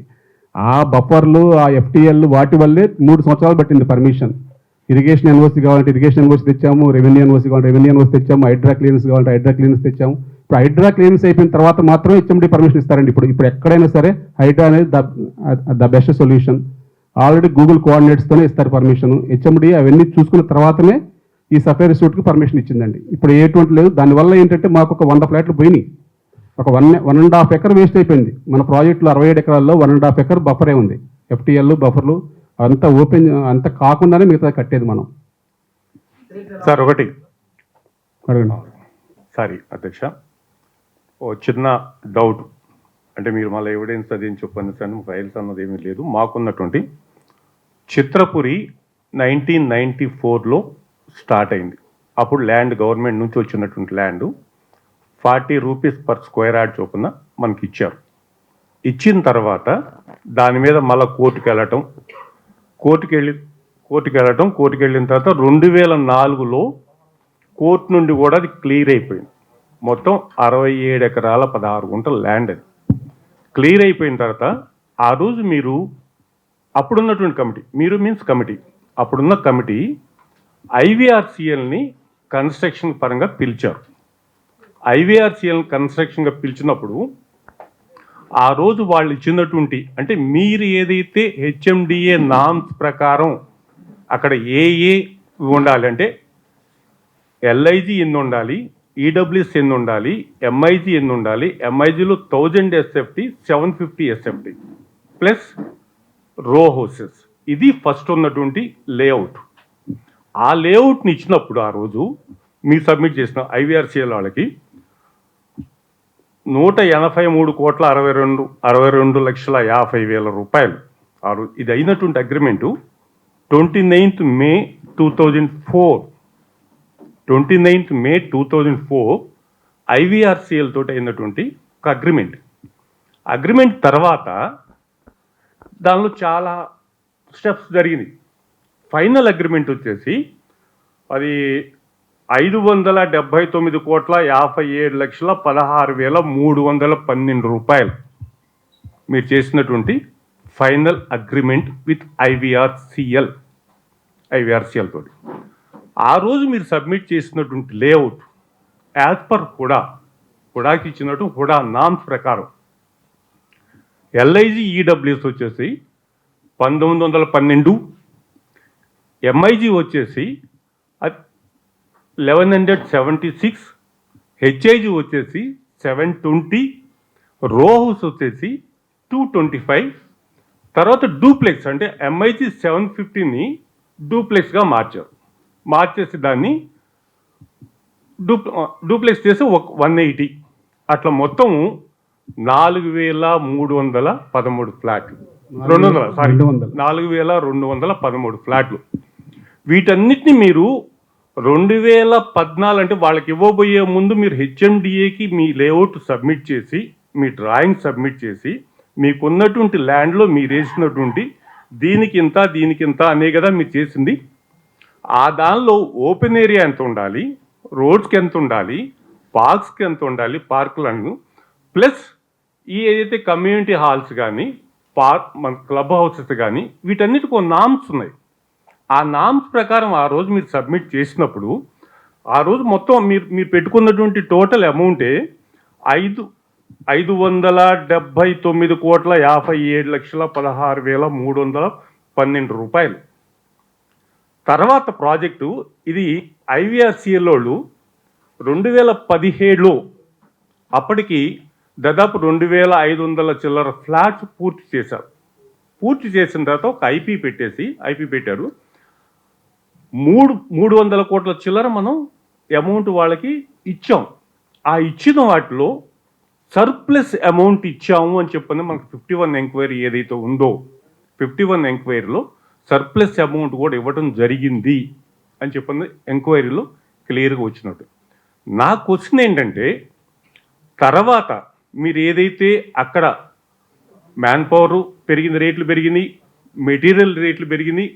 మెటీరియల్ రేట్లకు అనుగుణంగా అక్కడ ఉన్నటువంటి మ్యాన్ పవర్ కాస్ట్ అనుగుణంగా మీరు రేట్లు పెంచుకుంటా పోయి ఈరోజు దాన్ని ఇప్పుడు మీరు చెప్పిన దాని ప్రకారం 786 కోట్ల రూపాయలు అయిందని చెప్పని ఇప్పుడే మీరు పత్రికా ముఖంగా చెప్పారు. దానిలో ఇంతకుముందు March 29, 2025లో జరిగినటువంటి జనరల్ బాడీ మీటింగ్లో మీరు 750 786, ఓకే 36 crores పెద్ద ఇది కాదు. మీ స్టేట్మెంట్లో 736 కాదు, 736, ఓకే 750 కోట్ల దాకా అని చెప్పని మీరు ఆ రోజు అన్నారు. నా క్వశ్చన్ ఏంటంటే, 750 కోట్లు జనరల్ బాడీ సాక్షిగా మీరు చెప్పింది 735 కోట్లు మాకు వచ్చినాయి మెంబర్స్ దగ్గర నుంచి, 735 కోట్లు మాకు వచ్చినాయి, ఇంకా రావాల్సింది ఓన్లీ ఒక 15 కోట్లు మాత్రమే. అది కూడా ఒక 8 కోట్ల చిల్లర డూప్లెక్స్ నుంచి, 5 కోట్ల చిల్లర సమయం రో హౌస్ నుంచి, 1 కోటి 2 కోట్ల చిల్లర ఎంఐజీ నుంచి, మిగతా ఎల్ఐజీ వీళ్ళందరూ ఇచ్చేశారు. ఇప్పుడు మీకు వచ్చినటువంటి మీ బడ్జెట్లో అంత క్లియర్గా అమౌంట్ మీకు వచ్చిన తర్వాత ఇంకా ఎందుకు 160 కోట్లు డెఫిసిట్ ఉంటుంది మాకు అర్థం కావట్లా. ఆ దానిలో మా ఇదేంటంటే, ఏదన్నా కానీ మనం ఒక క్యాల్కులేషన్ చేసినప్పుడు ఒక సర్ప్లస్ ఫండ్ను కూడా పెట్టుకునేసి మనం చేస్తాం. ఆ సర్ప్లస్ కార్పస్ ఫండ్ అంటాం, ఇంకోటి ఎక్స్వైజెడ్, ఒక్కో పేరుతో పిలుస్తారు. ఆ కార్పస్ ఫండ్ తోటి కూడా ఉన్నప్పుడు మీకు రావాల్సింది ఒక 15 కోట్లే అయితే ఇంకా ఈ రోజు వరకు ఆ వర్క్ ఇంకా ఎందుకు పెండింగ్ ఉంది. ప్లస్ రో హౌసెస్కి వచ్చేసరికి 1,536 అడుగులు శాంక్షన్ అయింది. మీరు ఇచ్చినటువంటి డ్రాయింగే, ఆ డ్రాయింగ్ ప్రకారం శాంక్షన్ చేశారు. చేసిన తర్వాత దాన్ని 2,250 అడుగులకి మీరు కన్స్ట్రక్షన్కి వెళ్ళారు. 2250 అడుగులు కావాలని డూప్లెక్స్ వాళ్ళు రో హౌస్ వాళ్ళు మిమ్మల్ని ఏమన్నా అడిగారా? ప్రపోజల్ మీరు పెట్టారా? ఒకవేళ ప్రపోజల్ మీరే పెట్టున్నట్టయితే దానికి తగ్గట్టు మీరు రేట్లు పెంచారు. రేట్లు పెంచినప్పుడు వాళ్ళు రేట్లు కట్టినప్పుడు అది ఇంకా ఈ రోజు వరకు కూడా అది పర్మిషన్ రాకుండా ఎందుకుంది? పర్మిషన్ అమౌంట్ కట్టారు, మీరే పెంచారు, మీరు పెంచిన దానికి అనుగుణంగా డబ్బులు కట్టి అన్నీ అయిపోయిన తర్వాత అది ఇంకా రాలేదు అని చెప్పారంటే దానిలో ఎక్కడో ఏదో ఒక లోపం ఉంది. అది ఎక్కడ లోపం? దాన్ని చేస్తున్నట్టయితే ఈరోజు 2013 నుంచి నాకు తెలిసి 14 నుంచి మన కాలనీలో జనాలు ఉంటున్నారు. ఎల్ఐజీ అయితేనే, ఈడబ్ల్యూఎస్ అయితే, తర్వాత హెచ్ఐజీ కంప్లీట్ అయిపోయింది, హెచ్ఐజీలో ఉంటున్నారు. 2014 నుంచి ఉంటా ఈరోజు 2025కు వచ్చాం. 2025కు వచ్చినా కూడా ఈరోజు కూడా అసంపూర్తిగా కాలనీ ఎందుకుంది? ఆ ఉండటానికి పాలకులు ప్రాబ్లమా, పబ్లిక్ అయితే కాదు? ఎందుకంటే ఆల్రెడీ మీ స్టేట్మెంటే ఒక 15 కోట్లు మాత్రమే రావాలని ఉంది, ఎక్కువ అన్నది లేదు మీ దగ్గర నుంచి రావాల్సింది. కంటెంట్ అర్థమైంది. ఇది మంచి ప్రశ్న. ఇది అన్నీ వచ్చినాయి. అంటే ఇందాక నేను షార్ట్ కట్లో చెప్పా. మనకి 2009లో 2004లో అగ్రిమెంట్ అయింది, 2009లో పర్మిషన్లు వచ్చాయండి. అప్పటికే బ్లాస్టింగ్లు అన్నీ అయిపోయాయి. 2009 నుంచి 2011లో మన ప్రాజెక్ట్ అయిపోవాలి. 3 ఇయర్స్లో ఇప్పుడు మీరు చెప్పిన 550 కోట్ల ప్రాజెక్ట్ 2011లో అయిపోవాలంటే మనకు స్టార్టింగ్ ఏంటంటే ఉన్న 4213 ఫ్లాట్స్కి కాను 25% తీసుకుందామండి. ఫస్ట్ మెంబర్ దగ్గర నుంచి ఎల్ఐజీ అయితే ₹1,00,000, అట్లా దాని ఫ్లాట్ సైజుని బట్టి, ఫ్లాట్ రేట్ని బట్టి 25%. తర్వాత లోన్కి వెళ్ళాలి. ఏదైనా ప్రాజెక్ట్ 3 ఇయర్స్లో కంప్లీట్ కావాలి. కంప్లీట్ అయితేనే ఆ బడ్జెట్. మళ్ళీ సిమెంట్, ఐరన్ ఎస్కలేషన్ సపరేట్. ఆ రోజున కాంట్రాక్ట్ వాల్యూ ఎవరైనా అంతే, బయట ప్రైవేట్ అయినా ఏదైనా గవర్నమెంట్ అయినా అలాగే చేస్తుంది.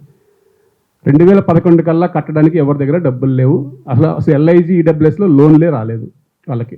మన సొసైటీయే గ్యారంటీ ఉండి వారందరికీ కూడా లోన్లు ఏర్పాటు చేస్తూ ఉన్నాం. అప్పుడున్న కమిటీ నేను మాట్లాడేది, ఎందుకంటే నాకు మొత్తం తెలుసు కాబట్టి సబ్జెక్టు ఓపెన్ చెప్తున్నాను. ఇప్పుడు నేను చేసింది కాదు అది, మళ్ళీ అనిల్ అని కాదు.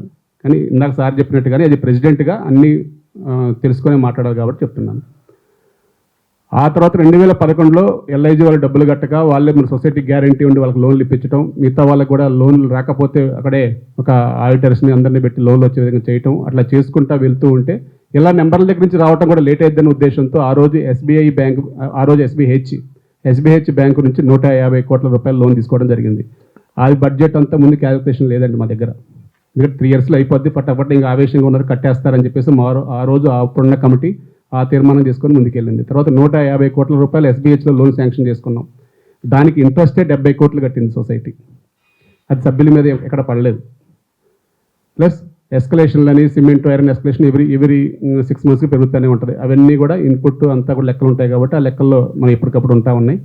ఆ తర్వాత 2011 నుంచి ఈ రోజు దాకా కూడా ఏంటంటే ఇప్పటికప్పుడే ప్రాజెక్ట్ హైక్ అయిపోవటం, పర్సెంటేజ్లు పెరగటం. దానికి తోడు 2014 నుంచే మన 16లో ఐపీ పెట్టినా సరే 14లోనే ఐపీ పెట్టింది. అది పెడుతుంది అనుకుంటా టైంలోనే 16లో క్లారిటీ క్లియర్గా ఎటువంటి ఇంటిమేషన్ లేకుండా బోర్డు ఎత్తేసారు వాళ్ళు.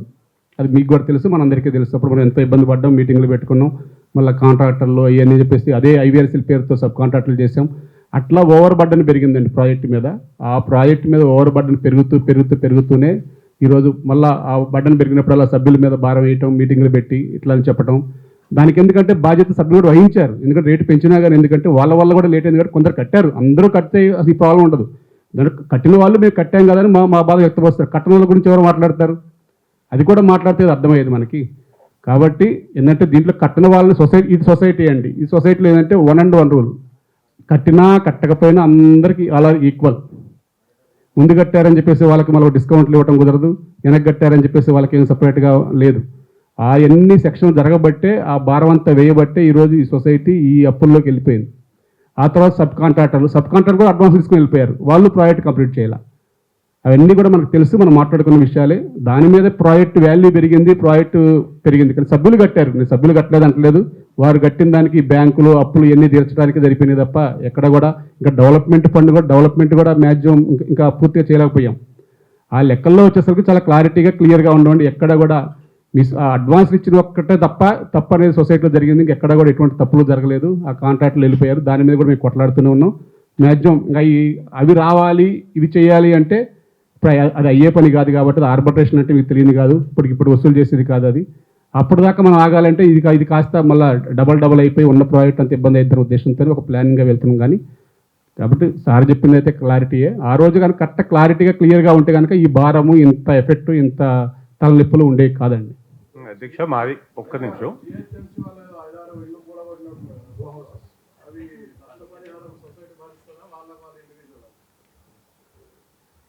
యాక్చువల్ చెప్తే ఇక్కడ మా సభ్యుల్లో స్వార్థం వల్ల జరిగిందే కానీ లేకపోతే వాళ్ళు పర్మిషన్ రావాలి. ఇప్పుడు ఇందాక సార్ చెప్పినట్టు 2017లో హెచ్ఎండి పర్మిషన్ అప్లై చేశాం మిగతా 2250 ఎస్ఎఫ్టీకి. కానీ యాక్చువల్ మనకుంది G+1 1530 ఎస్ఎఫ్టీకి, G+1 హెడ్ రూము అంటే 2250 ఎస్ఎఫ్టీకి 2017లో వెళ్ళాలని సభ్యులు అప్పుడున్న మేనేజ్మెంట్ కమిటీ అందరూ కూర్చొని చేసింది. అంటే అప్పుడు మేనేజ్మెంట్ కమిటీ మేమేం కాదు, అసలు వాళ్ళకేం తెలిసి పైన కట్టాలని. ఆ సభ్యులందరూ కూడా ఎట్లాగో ఉంది కదా పైన కట్టుకుంటే బాగుంటుందని ఆ ప్రపోజల్ పెడితే అప్పుడున్న మేనేజ్మెంట్ కమిటీ అంతా కూర్చొని బాగుంటుంది కదా అని చెప్పి పైకి వెళ్దాం అనుకున్నారు. కానీ ఆ రోజు నుంచే కేసులు. ఇప్పుడు ఫ్లాట్ రాని వాళ్ళ సభ్యులందరూ కూడా ఇక్కడ ఫ్లాట్స్ కడితే ఎక్కువ వస్తాయి, ఇది జీవో ఎగ్నెస్ట్గా ఉందని చెప్పేసి అప్పటి నుంచే కొందరు సభ్యులు ఫైటింగ్ చేస్తూ ఉంటుంటే ఇక హెచ్ఎండిఏలో మీరు కేసులు వేసుకుంటాం మళ్ళీ మమ్మల్ని ఎందుకు చేస్తారని చెప్పేసి ఆ రోజు నుంచి పర్మిషన్ హోల్డ్లో పెట్టడం జరిగింది. ఈ రోజుకి కూడా అదే హోల్డ్ నడుస్తుంది. లేకపోతే ఇంకా 35 రోజులు వచ్చాయండి అక్కడ. ఆ 35 రోజులు వస్తాయని ప్లానింగ్ అప్పుడే వేశారు. వాటిల్లోనే చాలామందికి అలాట్మెంట్ కూడా జరిగింది. కొందరు నివాసం కూడా ఉన్నారు, ఆ 6 రోజుల్లో నివాసం కూడా ఉన్నారు. ఇప్పుడు అలాట్మెంట్ చేశారట, అఫీషియల్ అలాట్మెంట్ కాదు కానీ నువ్వు తీసుకో అని చెప్పేసి మనం ఇచ్చిన మాట వాస్తవం, అలాట్మెంట్ లెటర్లు కూడా ఇచ్చిన మాట వాస్తవం. ఆ తర్వాత ఇప్పుడు 6 రోజులు కూలగొట్టారు. దానివల్ల ఎవరికి లాస్ అయింది? సొసైటీకే లాస్. వారి ఇంటి ఒక్కొక్కరు 50 లక్షల రూపాయలు పెట్టి ఇంటీరియర్ కూడా చేయించుకున్నారు. వారికి లాస్, వీళ్ళకి లాస్. కానీ దానివల్ల మరి ఆ సభ్యులకి ఏమొచ్చిందో నాకైతే తెలియదు కానీ వారికి మరి స్వల్పానందం వచ్చి ఉంటుంది తప్ప సొసైటీని అయితే ఆ రకంగా కూడా ఒక 3 కోట్లు లాస్ పరిచారు. అధ్యక్ష నాది ఇంకొంచెం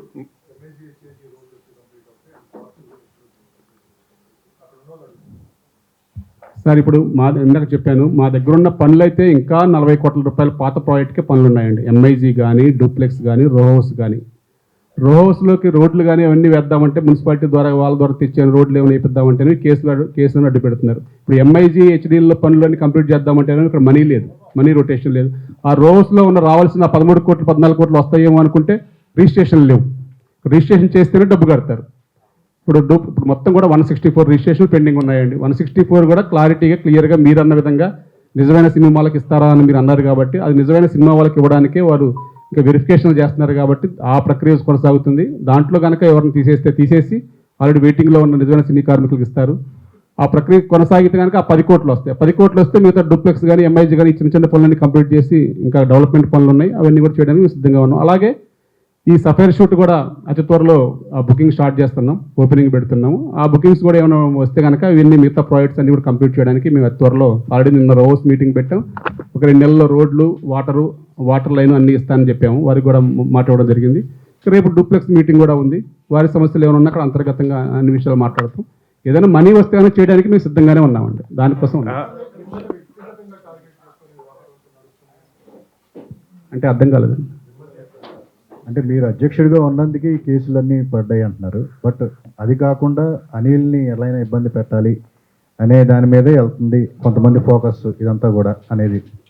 సార్ ఒక్కటే, అది వాళ్ళ వ్యక్తిగతం అండి. ఇంకా మేమైతే ఇప్పుడు అది అధ్యక్షులుగా ఉన్నప్పుడు అంటే దీంట్లో కొందరికి ఇప్పుడు మీరు చూస్తున్నారు మహా అయితే ఒక 10 మంది ఉంటారండి మ్యాచ్. మీరు ఎక్కడైనా చూడండి మిగతా సభ్యులు కూడా ఫ్లాట్ రాని సభ్యులు వస్తున్నారు మా దగ్గరికి. ఇంకా మొత్తం 450 మంది వెయిటింగ్ ఉన్నారంటే 450 మందిలో 200 మంది యాక్టివ్గా వస్తున్నారు, తిరుగుతున్నారు. రోజు మా ఫ్లాట్ ఏమైందని తిరుగుతున్నారు. వాళ్ళని మేము క్లారిటీగా చెప్తున్నాం. కొత్త ప్రాజెక్టులకు ఆల్రెడీ ఇప్పుడు ఈ సఫైర్ షూట్లకు ఆల్రెడీ ఒక 100 మంది ట్రాన్స్ఫర్ అయ్యారు. వాళ్ళు కట్టిన అమౌంట్కి మాకు సఫైర్ షూట్ ఇవ్వండి అని చెప్పేసి వాళ్ళు దాంట్లోకి మారారు. ఇంకా మిగతా 350 మందిలో కూడా రోజు తిరిగే వాళ్ళు ఉన్నారు మా దగ్గరికి, మా ఫ్లాట్స్ వస్తాయా రావా అని.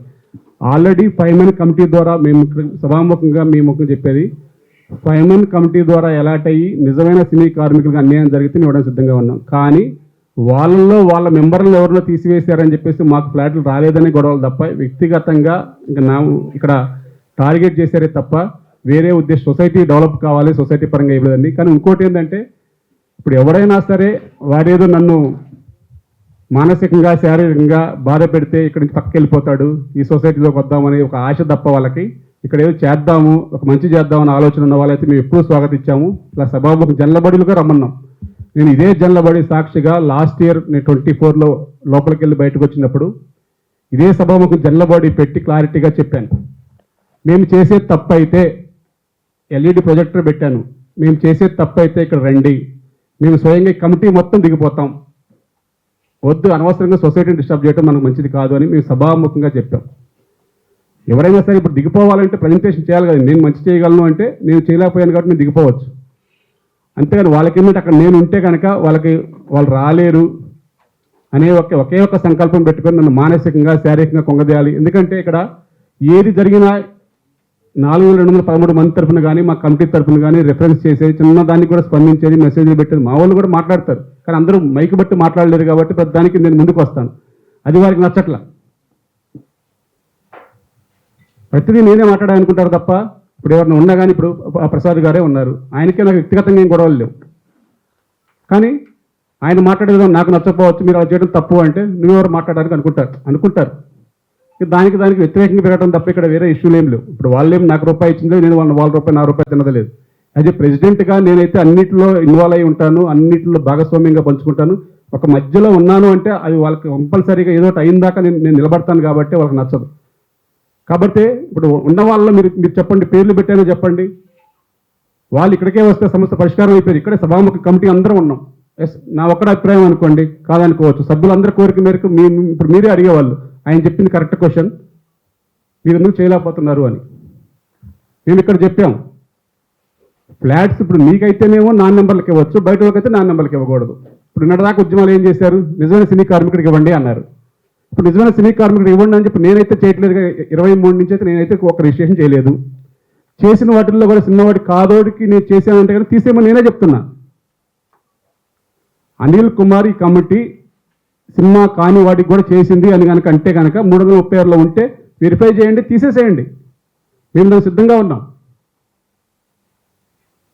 అంతకన్నా ఇంకా ఓపెన్గా మాట్లాడడానికి ఏముంటుంది ఇక్కడ. ఎందుకంటే దీనివల్ల ఓపెన్గా మాట్లాడుకోకపోతే మన వ్యక్తిగత విమర్శలు పెరుగుతున్నాయి తప్ప సొసైటీలో 4213 మంది సభ్యులు బాధపడుతున్నారు అనేది నేను మాట్లాడతాను కాబట్టి వాళ్ళకి నచ్చట్లా. కార్మికులు కాని వారికి ఐడి కార్డు మీరే అంటే మీరు అంటే ఒప్పందం మీద అనుకుంటే ఏదో ఒకటి క్రియేట్ చేసి ఇచ్చారు అనేది కూడా చాలా ఆరోపణలు ఉన్నాయి కదా. అందులో తీసుకున్న వాళ్ళు కూడా కొంతమంది ఉన్నారు ఆ 4000 మందిలో. సో వాళ్ళ దగ్గర నుంచి రిటర్న్ తీసుకోవడానికి ఛాన్సే ఉండదా? ఒకటండి కొంతమంది మీడియా వాళ్ళకి సార్, నేను వచ్చిన తర్వాత మేము మీడియా వాళ్ళు కూడా ఇచ్చిన మాట వాస్తవం అండి. సినీ జర్నలిస్టులకి ఇప్పుడు కూడా ఇస్తాం. మేము ఓపెన్గానే చెప్తున్నాం. మేము బహిరంగంగా జల్లబడిలో తీర్మానం చేసుకున్నాం. సినిమా జర్నలిస్టులకైనా, ఇప్పుడున్న డిస్ట్రిబ్యూటర్లకైనా, ఎగ్జిబ్యూటర్లకైనా, థియేటర్ దగ్గర పనిచేసే వాళ్ళకైనా, 24 క్రాఫ్ట్లో ఉన్న వాళ్ళకైనా సరే ఇప్పటికైనా సరే మీ ఐడి కార్డులు తీసుకొని మీకు అసోసియేషన్ ఉంటాయి కాబట్టి వారి దగ్గర నుంచి ఒక ధృవీకరణ పత్రం తీసుకొస్తే మేము ఓపెన్గా అందరికీ ఇవ్వాలి. మన సినీ పరిశ్రమ అంటే అందరూ ఉండాలి అనే ఉద్దేశంతో మేము జల్లబడి తీర్మానం చేసుకున్నాం. అందరికీ ఇస్తున్నామండి. కానీ మేము వచ్చిన తర్వాత 2020 డిసెంబర్ తర్వాత మేము ఇచ్చిన ఓన్లీ 16 మందికే సభ్యత్వాలు తప్ప మేము ఎవరికి ఇవ్వలేదండి. గతంలో ఆల్రెడీ అందరికీ రిజిస్ట్రేషన్లు అయిపోయాయి. అలాట్మెంట్స్ 2015కే క్లోజ్ అయిపోయినాయి. తర్వాత మేము వచ్చాక కొత్త సభ్యత్వాలు ఇచ్చింది 16 మందికి మాత్రమే అప్పట్లో. ఇప్పుడు సఫేర్ షూట్ ఓపెన్ అయిన తర్వాత అందరికీ ఇచ్చాము, అంతా చేసుకుంటూ వెళ్తున్నాం తప్ప ఇప్పుడు ఎవరికి కూడా ముందుగా సభ్యత్వాలు అయితే ఎవరికి ఇవ్వట్లేదండి. అన్ని క్లియర్గా అమౌంట్ 10% అమౌంట్ వాళ్ళ యూనియన్ నుంచి ధృవీకరణ పత్రాలు వస్తేనే ఇస్తున్నాం తప్ప మళ్ళీ ఎక్స్ట్రా మెంబర్స్ తీసుకొని మళ్ళీ సేమ్ సమస్య ముందు రాకూడదనే ఉద్దేశంతో చాలా క్లారిటీగా క్లియర్గా పనిచేస్తున్నాం. ఐడి కార్డులు తయారు చేయడానికి ఇక్కడ ఎవరికీ ఉండదండి. అప్పుడు అసలు ఆ యూనియన్స్ ఉంటాయి, ఆ యూనియన్లో నాయకులు ఇస్తే తప్ప మేము తీసుకుంటాం. కానీ అది వాళ్ళు చూసుకోవాలా, అంతర్గతంగా యూనియన్ వ్యవహారం అది మేము సొసైటీలో ఇప్పుడు కూడా భాగస్వామ్యం కాము.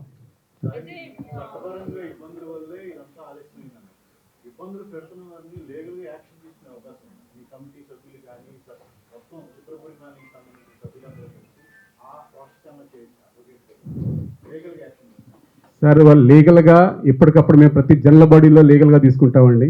కాబట్టి మేము ఇందాక చెప్పే కదండి, ఈ 3 సంవత్సరాల్లో ఒక జనరల్ బాడీ కూడా సజావుగా జరగని వల్ల అంటే జరగని వాళ్ళ జనరల్ బాడీ జరిగిద్ది. జనరల్ బాడీకి ముందు స్టే తీసుకొస్తారు. న్యాయస్థానం ఏమంటుంది, జనరల్ బాడీ పెట్టుకోండి, ఆర్డర్లు రిజర్వ్ చేయండి అంటుంది. ఆ ప్రక్రియలో భాగంగా ఇన్ని రోజులు వాళ్ళు బయటపడిపోయారు. లేకపోతే చిత్రపూరి సభ్యులందరూ కూడా ఎప్పుడో చిత్రపూరికి ఆటంకం కలిగించే వాళ్ళకి క్లియర్గా తీసేయండి అని చెప్పేసి ఎప్పుడో తీర్మానం చేయడం జరిగింది. కానీ న్యాయస్థానాలు ఆటోమేటిక్గా వాళ్ళు బయటపడుతున్నారు తప్ప ఇక్కడ సొసైటీ ఏం బయటపడేది ఏం లేదండి.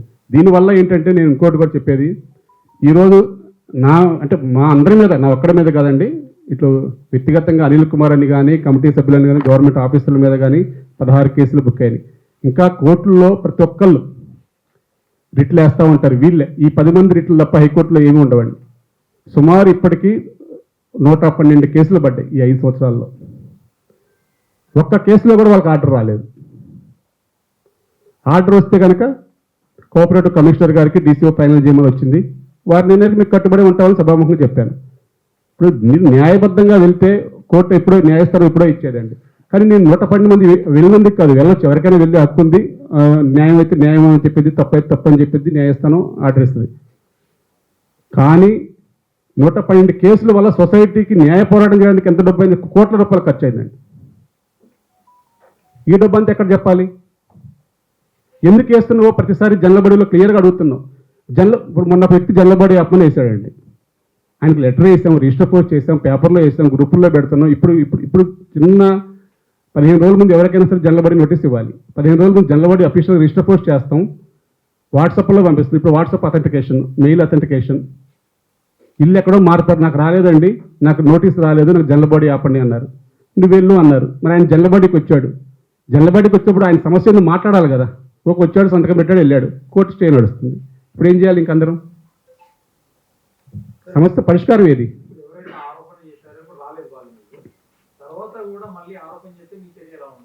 మా చర్య రేపు నెక్స్ట్ సెప్టెంబర్లో జనలబడి ఉంటుందండి. జనలబడిలో క్లారిటీగా క్లియర్గా సభ్యుల సమక్షంలో ఈసారి ఇంకా నాకు తెలిసి లాస్ట్ జనలబడి ఉంటుంది. అది క్లారిటీ క్లియర్గా ఇంతే బహిర్గతంగా ఇట్లాగే ఉంటుంది. ఇంకా అక్కడ కానీ కంపల్సరీగా వాళ్ళు ఇచ్చే వివరణ కానీ సభ్యులు సాటిస్ఫాక్షన్ కాకపోతే కంపల్సరీగా అక్కడ చర్యలు ఉంటాయి. సభ్యులు ఏ నిర్ణయిస్తే దాని ప్రకారం మేము కట్టుబడి ఉంటాం.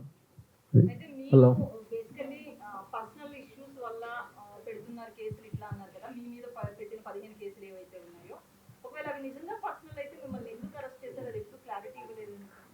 ఎస్ అండి, నేను అప్పుడే క్లారిటీ ఇచ్చానండి. అది ఇక పర్సనల్గా అంటే ఆ కేసు ఇప్పుడు 2021లో రిజిస్టర్ అయిన కేసు అండి. నేను లోపలికి వెళ్ళింది. ఇక ఆ తర్వాత ఇంకా మరి ఎందుకు అయింది, అప్పుడు ఎందుకు వచ్చింది, ఆ ప్రెజర్ ఎందుకు వచ్చింది ఏంటి అనేది మరి నాకు తెలియదు. నేనైతే అంతిమంగా బలైంది అయితే నేనే. దాని గురించి వివరంగా ఆ కేసు గురించి అంత వివరంగా మళ్ళీ పేర్లతో మాట్లాడే లేదు. నేను మాట్లాడవచ్చు, కానీ ఇప్పుడు అది మాట్లాడకూడదు కాబట్టి నేను మాట్లాడలేకపోతున్నా. 2021లో నేను అప్పుడు నేను కమిటీ మెంబర్ని అండి, నేను ప్రెసిడెంట్ కూడా కాదు.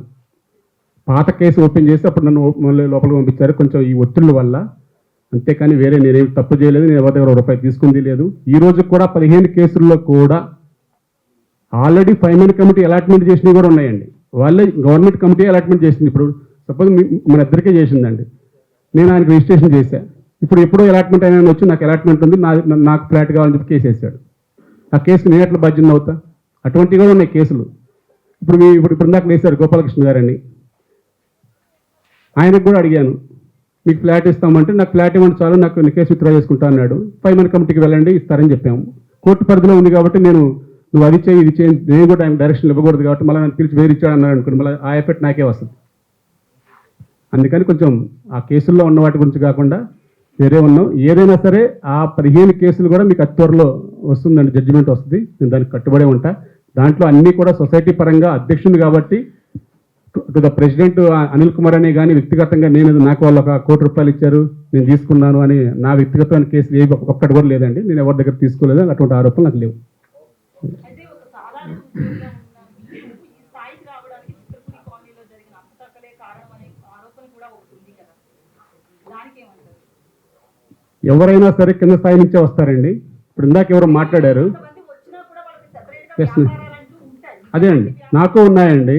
నాకు చిత్రపురి వ్యాపారం కాదు, నాకు వ్యాపారం ఉంది, నాకు కన్స్ట్రక్షన్ బిజినెస్ ఉంది.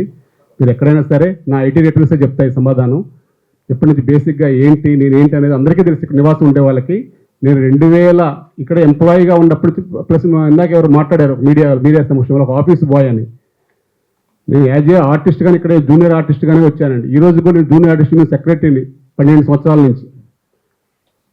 నేను ఒక జూనియర్ ఆర్టిస్ట్గా వచ్చి అక్కడ నుంచి అప్పుడున్న ఏజెంట్ కుమార వెంకటేష్ గారు, అప్పుడున్న అధ్యక్షుడు మాజీ ట్రెజరర్, అప్పుడున్న నా యొక్క చూసి నన్ను ఆ సొసైటీకి తీసుకెళ్లారు. ఒక అకౌంటెంట్గానే జాయిన్ అయ్యాం అక్కడ, నేను మహాంద్ రెడ్డి గారు ఒక కంప్యూటర్ ఆపరేటర్గా. అక్కడ నుంచి అంచెలంచెలుగా వచ్చానే తప్ప ఈ చిత్రపూర్లో ఏది జరిగినా సరే ఒక మేనేజ్మెంట్ కమిటీ ఉంటుందే కానీ దానికి ఒక బాధ్యతగా అంతా కూడా చేసుకుంటూ వెళ్తామే కానీ ఈ చిత్రపూర్ మీద సంపాదించడానికి అట్లా ఏముంటుందండి. ఏదున్నా సరే మీకు ఇందాకే చెప్పాను, క్యాష్ ట్రాన్సాక్షన్స్ ఉండవు ఇక్కడ, అది క్లారిటీ. నేను 2009 నుంచి కూడా, నేను 2002లో ఈ చిత్రపూర్ కాలనీకి వచ్చాను. ఆ రోజు నుంచి ఇలాగే ఇదే ప్రొఫైల్తో బతుకుతున్నా. నేను అంచెలంచెలుగా అంటే నేనేమి ఇట్లా విడిగా లేనండి. నేను క్లారిటీగా క్లియర్గా నేను ఇట్లాగే ఇదే ప్రొఫైల్ మెయింటైన్ చేసుకుంటా ఉన్నా, ఇదే సర్కిల్తో ఉన్నా, ఇదే అమౌంట్తో ఉన్నా. సార్ ఒక క్వశ్చన్ అండి. హలో, నా పేరు సుధీర్ అండి, డూప్లెక్స్ నుంచి వచ్చాను. ఇప్పుడు డూప్లెక్స్ టవర్స్ దాని మీద ఒక్కొక్క ఫ్లాట్ మీద అప్పుడు ఫ్లాట్ కాస్ట్ వచ్చి 49,60,000 చిల్లరి. పాయింట్ చెప్తాను, సైట్ పడింది, టైం లేదు, వేరే ఉంది. ఒక్క నిమిషం ఉండండి. Please. కంప్లీట్ మీరు చేయండి ఆగండి, నాది ఇందాక మీరు చెప్తారు కానీ సార్. నాది కంప్లీట్ చేసిన తర్వాత మీరు చెప్పండి. ఫస్ట్ ఫస్ట్ కంటెంట్ మీరు కంప్లీట్ వెళ్ళిపోతున్నారండి, కంటెంట్ రండి అంటున్నా. Okay okay okay okay yes చెప్పండి sir. Ya one Yes. Sir. వేరే వాళ్ళకి రిజిస్ట్రేషన్ చేశారు. ఎస్ నేను అదే చెప్పానండి. ఆయన ఆల్రెడీ ఎఫ్ఐఆర్ అయింది, అది న్యాయం అన్యాయం అనేది కోర్టు నిర్ణయిస్తుంది. నేను దానికి కట్టుబడి ఉన్నాను కూడా చెప్పాను. ఆయన మెంబరా కాదా 20 లక్షలు అనేది అక్కడ చేస్తారు. కోర్టులో ఉన్న విషయాల్ని ఇంకా చర్చించినప్పుడు అసలు ఈ మీటింగ్ ఎందుకు నాకు అర్థం కాలేదు. ఎస్ ఏంటండి, సమస్యలు ఉన్నాయి, అవన్నీ కోర్టులో ఉన్నాయి, మాట్లాడమంటారు. ఈ 14 మంది గురించి మాట్లాడే నేనేమన్నా అండి, ఈ 15 మంది గురించి మాట్లాడే హక్కు నాకు లేదండి. నేను వేరే మాట్లాడమని నేను చెప్తాను. ఇప్పుడు మాట్లాడుతున్నారు అందరూ, ఆయనకు ఉంది. ఆయన పేమెంట్లు కట్టే విధానం కూడా చూసుకోండి. అంటే దాంట్లో అన్నీ ఉంటాయండి. పేమెంట్లు కట్టే విధానం ఉంటుంది, ఆయన ఎవరైనా ఉంటుంది, ఇప్పుడు జాయిన్ అయ్యారని ఉంటుంది. అవన్నీ పరిగణలో తీసుకోవాలి. అవన్నీ పరిగణలో తీసుకుంటే కనుక మీకు క్లారిటీ వస్తుంది. అది మీరు క్లియర్గా ఉన్నాం దానికి. సార్ ఆ క్వశ్చన్ కంప్లీట్ చేయండి. Yes, మీరు చెప్పండి సార్, మీరు చెప్పండి స్ట్రైట్. ఐకాన్ చేయండి. Mike please. సమావేశం పెట్టినప్పుడు పూర్తి లెవెల్లో జరగాలి. హలో ఒక్క నిమిషం చెప్పండి. One second sir. సార్ నేను డూప్లెక్స్ నుంచి ఒకే ఒక క్వశ్చన్. ఎస్ మీరు డూప్లెక్స్ మనకి ఇచ్చినప్పుడు సార్ ప్లీజ్ సార్, డూప్లెక్స్ మనకి ఇచ్చినప్పుడు 49,66,000 ఇచ్చారు. దాని తర్వాత దాని గురించి కొన్ని ఎమ్యూనిటీస్ వాటి కోసం పెంచి 10 లక్షలు పెంచారు. 60 లక్షలకి దాన్ని ఎస్టిమేషన్ కాస్ట్ తీసుకెళ్లారు. ఆ రోజు నుంచి మీరు ఆ రోజు మీటింగ్లో 5/2/22 సంవత్సరంలో మీరు మీటింగ్లో ఒక్కొక్క ఫ్లాట్కి 10 లక్షలు కలెక్ట్ చేసాం. అంటే టోటల్ 180 ఫ్లాట్స్లో 180 ఫ్లాట్స్కి 18 crores. అయితే ఈ 18 కోట్లకి మాకు ఇంతవరకు ఎమ్యూనిటీస్ ఫుల్ఫిల్ కాలేదు. నేను అడగవలసింది ఏంటంటే ఎమ్యూనిటీస్ ఇప్పుడు రేపు పొద్దున మీ కమిటీ ఇంకొక 5-6 monthsలో కమిటీ అయిపోతుంది. అదే నా డౌట్. ఇప్పుడు వచ్చింది ఏంటంటే ఆ డౌట్ ఒకటే క్లారిఫికేషన్ చేసుకోవడం కోసం. 5-6 నెలల్లో మీ కమిటీ అయిపోద్ది. అయిపోయిన తర్వాత ఈ 18 కోట్లకి సమాధానం ఎవరు? ఎందుకంటే మాకు ఇంతవరకు ఏ ఎమ్యూనిటీస్ ఫుల్ఫిల్ కాలా.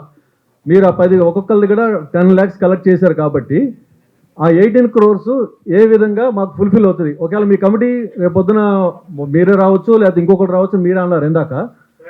One second please. మీరు తర్వాత వచ్చే కమిటీకి ఏమి ఇస్తారు? చెప్పండి. ఉండండి సార్. పాయింట్ చెప్పండి. మీరు తర్వాత వచ్చే కమిటీకి మీరేమన్నా చెప్పండి. తర్వాత ఉండండి మ్యామ్. క్వశ్చన్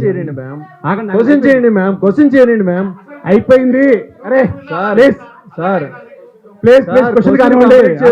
మాట్లాడుతున్నారు.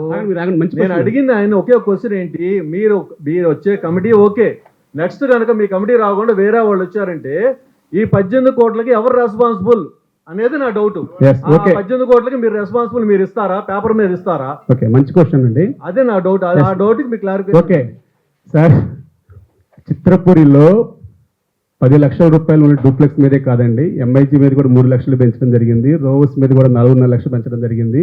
మన దగ్గర అమౌంట్ లేదు కాబట్టి, కన్స్ట్రక్షన్ చేసుకోవడానికి లేదు కాబట్టి, ఆ రోజున్న సభ్యులతో డూప్లెక్స్ ఓనర్స్తో మీటింగ్ పెట్టినప్పుడు నేను కన్విన్స్ చేశానండి. డూప్లెక్స్ స్టార్ట్గా ఆగిపోయింది మొత్తం. కాంట్రాక్టర్ 36 కోట్ల రూపాయలు అడ్వాన్స్ తీసుకొని డూప్లెక్స్ వెళ్ళిపోతే ఇదే సభ్యుల సమక్షంలో మీటింగ్ పెట్టుకొని క్లారిటీగా 10 లక్షల రూపాయలు పెంచుకుంటే కనుక మనకు పనులు జరుగుతాయి, లేకపోతే మనకు రిజిస్ట్రేషన్లు కానీ ఈ పనులు కానీ ఆగిపోతాయని ఇప్పుడు అందరినీ సభ్యులు కన్విన్స్ చేసుకొని పెంచినప్పుడు కొందరు సభ్యులు మాకు ఎమ్యూనిటీస్ కూడా ఇవ్వండి అంటే మేమే ఆ రోజు లీడ్ తీసుకొని నేనే కంపల్సరీ మీకు ఎమ్యూనిటీస్ కూడా ప్రొవైడ్ చేస్తాను సొసైటీ పరిస్థితులు బట్టి అని చెప్పేసి మీకు కంపల్సరీ లిస్ట్ కూడా ఇచ్చాం. ఇవి చేస్తాం, ఇవి చేపిస్తాను అని.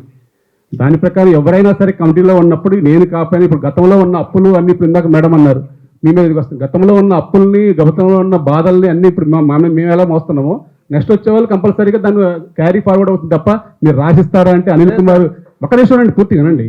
అనిల్ కుమార్ చెక్ రాసేవాడండి. ఏది నెక్స్ట్ వచ్చే ఎవరైనా సరే అది ఒకసారి మీరు అడిగే క్వశ్చన్ కూడా ఏంటంటే నెక్స్ట్ ఇప్పుడు ఎలా పనులు జరుగుతుంది మీరు అడగండి. దాని 18 కోట్లు ఎవరు గ్యారంటీ అంటే ఎవరు ఉంటారండి? మీరు ఇచ్చారు, ఒక్క నిమిషం. నేనే చెప్తున్నానండి, నేనే ఇచ్చామని చెప్తున్నా. మీరు ప్రతి రూపాయి డూప్లెక్స్ సభ్యుల కోరిక మేరకు ప్రతి రూపాయి ఇక్కడే మేము ఒక ఖర్చు పెడతామని చెప్పించారు. కానీ ఈ రోజు వరకు కూడా మరి ఎక్కడ ఖర్చు పెట్టారు, ఎంత ఖర్చు పెట్టారు, ఇంకెంత బ్యాలెన్స్ ఉంది, దాంట్లో ఏమైనా కార్పస్ ఫండ్ మాకు పెడుతున్నారా? డూప్లెక్స్ ఏమైనా కార్పస్ ఫండ్ కింద పెడతారా? ఎందుకంటే చిత్రపురి అప్పుల్లో ఉంటే కార్పస్ ఫండ్ కానీ చిత్రపురి అంటే డూప్లెక్స్ సపరేట్ కాదు. 18 కోట్లు ఎక్కడ ఖర్చు పెట్టారు? కాదు. ఈ 18 కోట్లు ఎక్కడ ఖర్చు పెట్టారు, దేనికి ఖర్చు పెట్టారు? చిత్రపురి మీద అన్ని కలిపి పెట్టారు. అదే సార్, మీరు ఇక్కడ ఇవ్వటం మటుకి ప్రతి రూపాయి ప్రతి ఓనర్ కోరిక మేరకు అక్కడే ఖర్చు పెడతామని చెప్పారు. కానీ అక్కడ ఖర్చు పెట్టారు, ఎక్కడ దేనికి ఖర్చు పెట్టారు, ఎంత బ్యాలెన్స్ ఉంది? ఈ క్లారిటీగా క్లియర్ గా అకౌంట్స్ పరంగా క్లియర్ గా చెప్పబడును. అది మీరు కావాలంటే రేపు పొద్దునే మనం డూప్లెక్స్ మీటింగ్ పెట్టుకున్నాం, క్లారిటీగా చెప్పబడును. దానికి ఏం ప్రాబ్లం లేదు. మీరు వచ్చే చిత్రపూడిలో ఇక్కడే చెప్తానండి, ట్విన్ టవర్స్ రెడీ అయినప్పుడే మేము ఏదైనా చేయగలంటున్నారు. కానీ ఇప్పుడు కూడా అదే చెప్తున్నాను, ఇప్పుడు అదే చెప్పాను కూడా, అదే జరిగేది. మరి ఆ రోజు మీరు లెటర్ పేరు ఇచ్చారు కదా సార్, ఇచ్చారు కదా, ప్రతి రూపాయి ఇక్కడే ఖర్చు ఆ రోజు ట్విన్ టవర్స్ స్టార్ట్ అయితే ఆ రోజు వస్తాయి అనుకున్నాము, ఆ రోజు కాలేదు. ఈ 3 సంవత్సరాల్లో మరి ఇదంతా కూడా చిత్రపూరి అంటే ఒకటి గుర్తుంచుకోండి. ఇప్పుడు ఆయన అడిగేది ఏంటంటే మీకు కొందరు డూప్లెక్స్ అని చెప్పి 180 ఫ్లాట్లు ఉన్నాయండి. అప్పుడు ఇందాక మన ప్రసాద్ గారు చెప్పినట్టుగా MIG 750 నుంచి డూప్లెక్స్ మార్చడం జరిగింది. అది ప్రాజెక్ట్ కాంట్రాక్టర్ ఆగిపోయిన తర్వాత ప్రాజెక్ట్ టోటల్గా ఆగిపోయింది. దాంట్లో ఆయన ఒక్కడే కాదు, ఆయన ఇప్పుడు సెకండ్ ఓనర్, అసలు ఫస్ట్ ఓనర్ కూడా కాదు. అయినా సరే మంచి క్వశ్చన్ కాబట్టి అందరికీ ఉపయోగపడేది కాబట్టి మేము కూడా సమాధానం స్వీకరిస్తున్నా.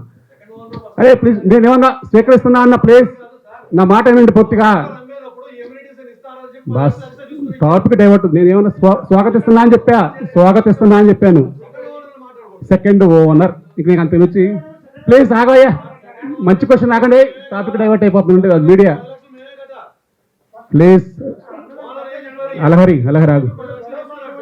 గారు ఆగండి, ఏం కాదు. కానీ సార్, చిత్రపూర్లో డూప్లెక్స్ అనే పనులు కానీ MIGలో ఇంకా 20 కోట్ల రూపాయల పనులు ఉన్నాయి. అంటే సుమారు ఇంకా లిఫ్ట్లు కానీ VDFలు కానీ అవన్నీ కూడా కంప్లీట్ కావాలి. ఇప్పుడు వాళ్ళు కూడా అడగొచ్చు, MIG వాళ్ళు కూడా. మేము ఏదున్నా సరే చేస్తామని చెప్తున్నాం, చేస్తూ ఉన్నాం, క్లారిటీగా చేస్తున్నాం. ఇప్పుడు ఎప్పుడు ఇస్తారు, ఎవరు గ్యారంటీ ఎవరండి? చిత్రపూర్లో ఉన్న డబ్బులను బట్టి, ఉన్న ఆర్థిక స్తోమతను బట్టి అన్ని పనులు కంప్లీట్ చేయడానికి ఈ కమిటీ సిద్ధంగానే ఉంది. దాంట్లో మార్పేమీ లేదు, క్లారిటీ క్లియర్. అప్పుడు పోటీ చేసే వాళ్ళు అడగండి దాన్ని, ఇప్పుడు కదా అడిగేది. అది ఇక్కడ కాదు మాట్లాడదాం, అది జల్లవాడిలో మాట్లాడండి, అది క్లారిటీ. అది జీబీలో మాట్లాడండి, అది జీబీలో మాట్లాడదాం. ఒక క్వశ్చన్ సార్,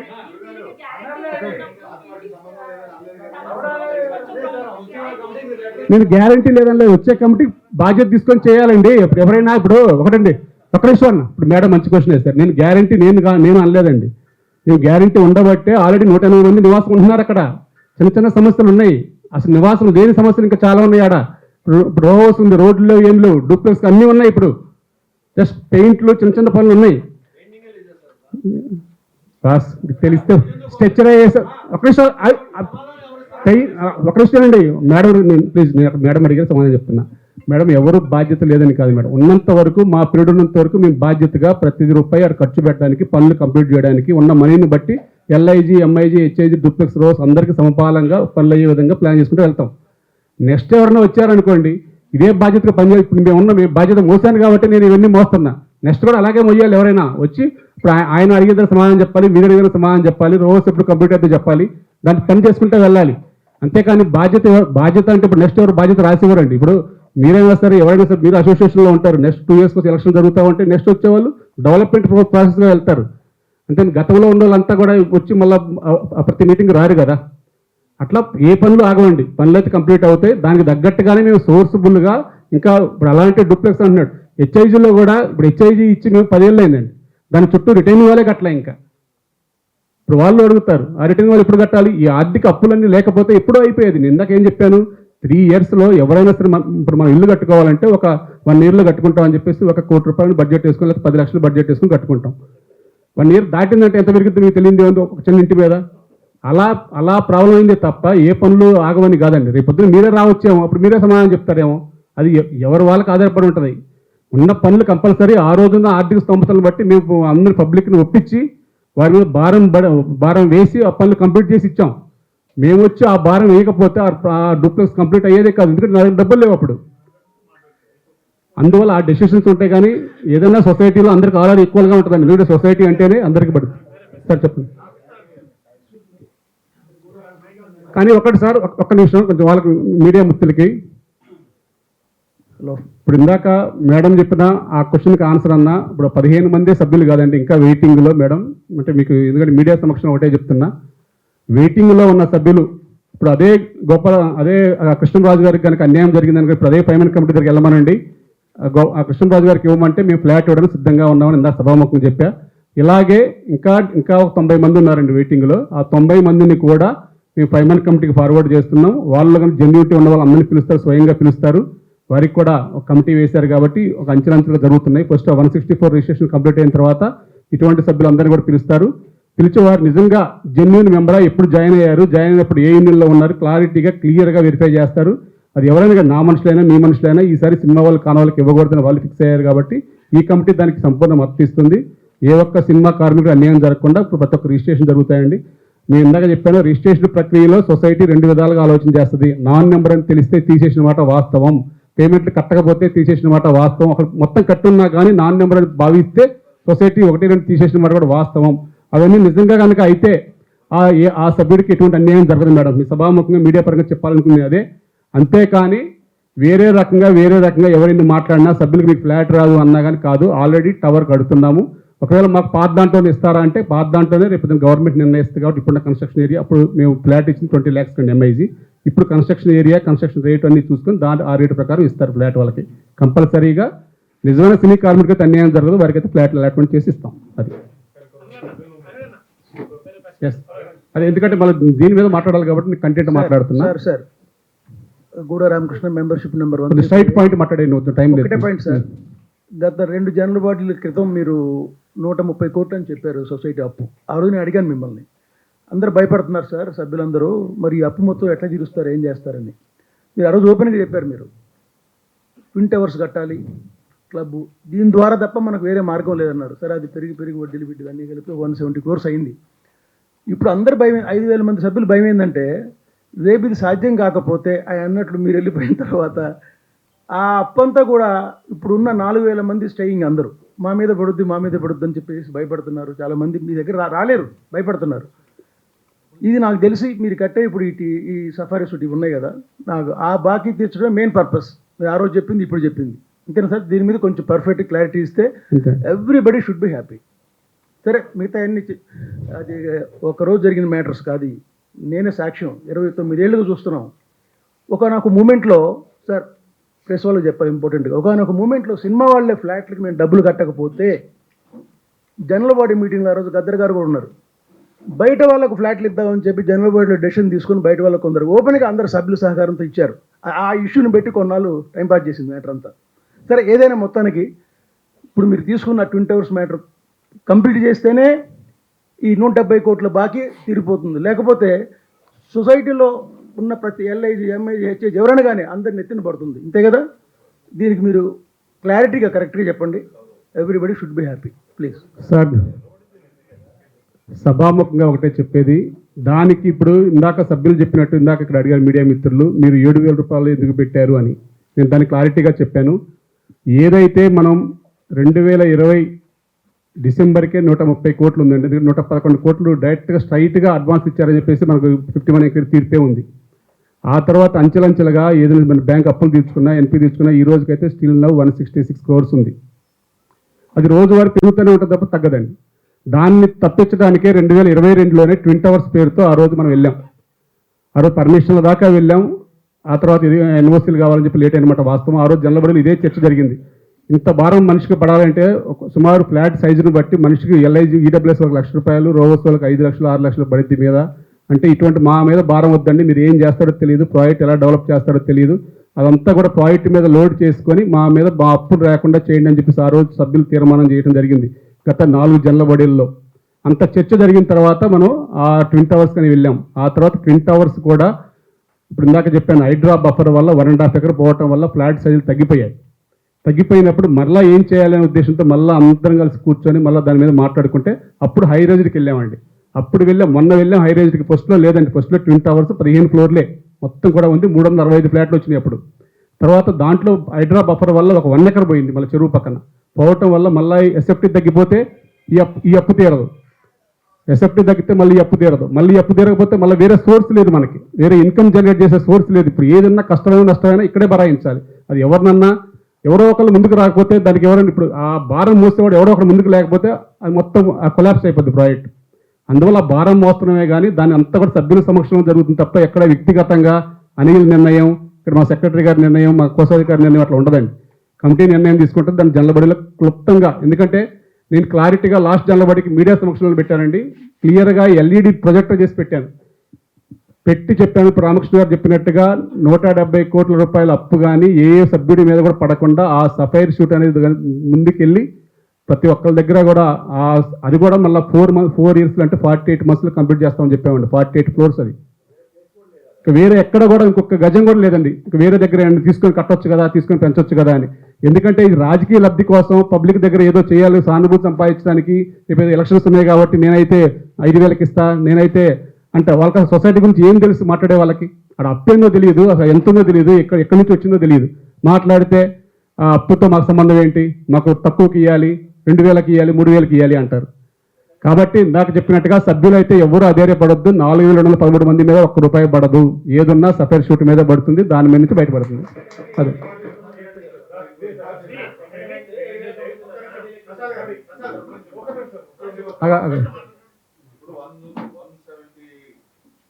అప్పు ఉంది.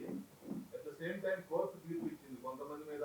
ఐ మీన్ ఎవరైతే కమిటీ వాళ్ళు కావచ్చు, ఇతర కట్టాల్సి ఉంది సార్, ఇంతకుముందు కాంట్రాక్ట్స్ కావచ్చు, వాళ్ళందరూ 51 ఎంక్వైరీ ప్రకారం డబ్బులు కట్టాలి నేను కోర్టు అని చెప్పి తీర్పు. మరి ఆ డబ్బులు రికవర్ చేయడం కోసం ఎలాంటి చర్య తీసుకుంటున్నారు? అది వస్తే కొంతవరకు మనకు ఈ ఉన్నదాన్ని మైనస్ అవుతుంది కదా సార్. అదే చెప్పాను, 51 ఎంక్వైరీ అనేది ఆల్రెడీ జరుగుతుంది. ఒక 2-3 మంత్స్లో కనుక ఉంటుంది.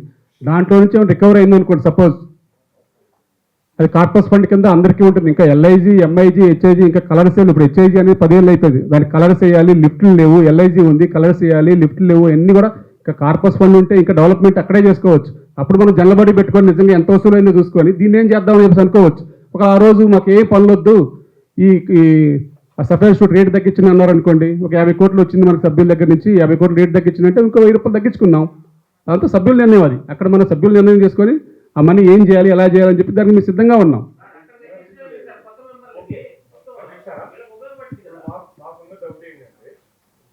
ఇప్పుడు ఏదైతే కోఆపరేటివ్ సొసైటీ యాక్ట్ 1964 మైక్ ఆన్లో లేదనుకుంటా. కోఆపరేటివ్ సొసైటీ యాక్ట్ 1964 ప్రకారం మెంబర్స్ మీద ఎప్పుడు పడింది అంటే మెంబర్స్ వైపు నుంచి కనుక ఏమైనా మిస్టేక్ ఉండి కట్టకపోతే ఏమైనా రేట్ పెరిగితే అప్పుడు మాత్రమే పడుతుంది సార్. అంతేగాని కమిటీ చేసినటువంటి మిస్టేక్ కి మెంబర్స్ మీద పట్టడానికి వీలు లేదు. మెంబర్స్ బాధ్యులు కానే కాదు. మెంబర్స్ సార్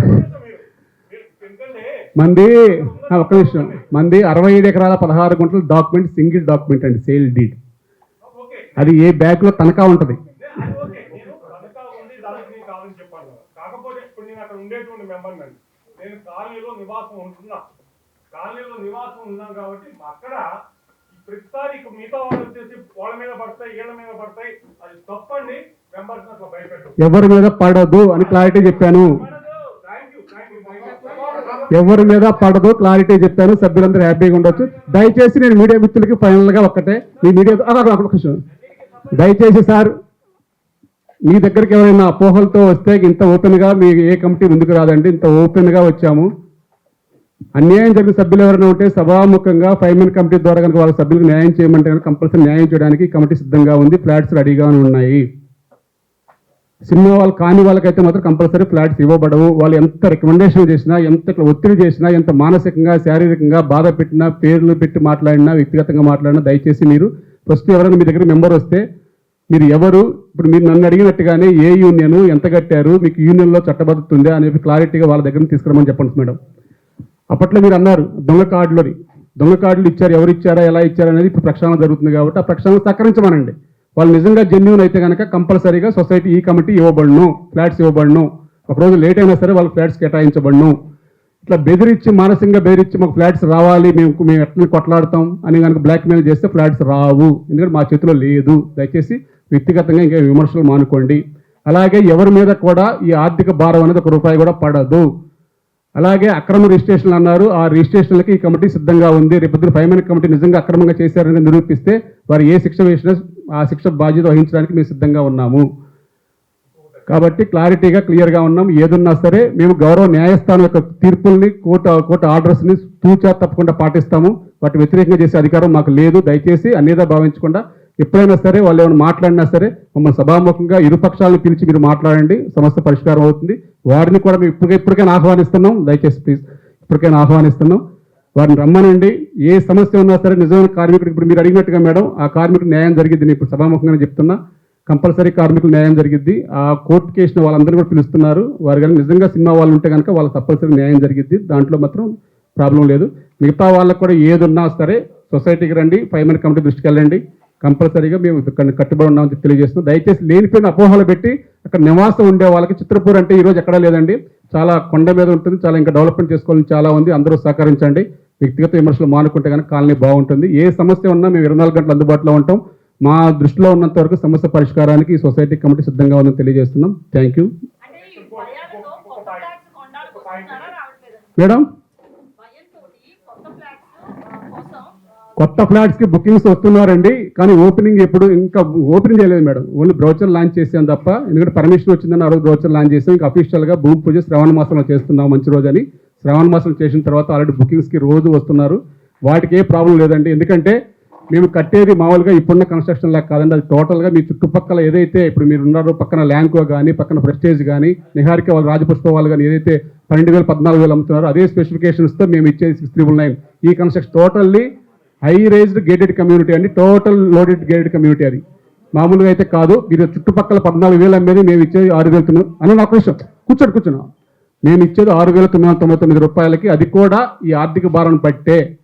మాకేమైనా ఇన్కమ్ వేరే సోర్సులు ఉంటే కనుక మాకు అంత ఇవ్వడానికి మేము లేదు. మేము ఇంకా తగ్గించడానికి కూడా సిద్ధంగా ఉంటాం. కానీ ఆ సోర్సులు లేవు కాబట్టి ఆ రేటుకి ఫిక్స్ అయ్యి ఉన్నాం. ఆ కాంట్రాక్ట్ ఎవరికి ఇస్తున్నారు? దాంట్లో కూడా అవకతవకలు ఉన్నాయన్నారు కదా. కాంట్రాక్ట్ అవకతవకలు అసలు ఇప్పుడు ఇంకా స్టార్టే కాలేదు మేడం. ఇంకా అవకతవకలు అన్ని వస్తాయి అమర్నాథ్ గారు చేసింది దీని మీద కదా. అమర్నాథ్ మేడం. ఒక్కొక్క నిమిషం వాల్యుబుల్ క్వశ్చన్ చేసింది దీని మీద కదా.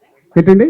అమర్నాథ్ గారు అని ఒక ఎస్, ఇది ఆల్రెడీ మీకు ఇందా చెప్పాను మేడం. ట్విన్ టవర్స్ అని ఇదే ప్లేస్లో ట్విన్ టవర్స్ కడదామని చెప్పేసి గతంలో 3 years బ్యాక్ మేము స్టార్ట్ చేశాం మేడం.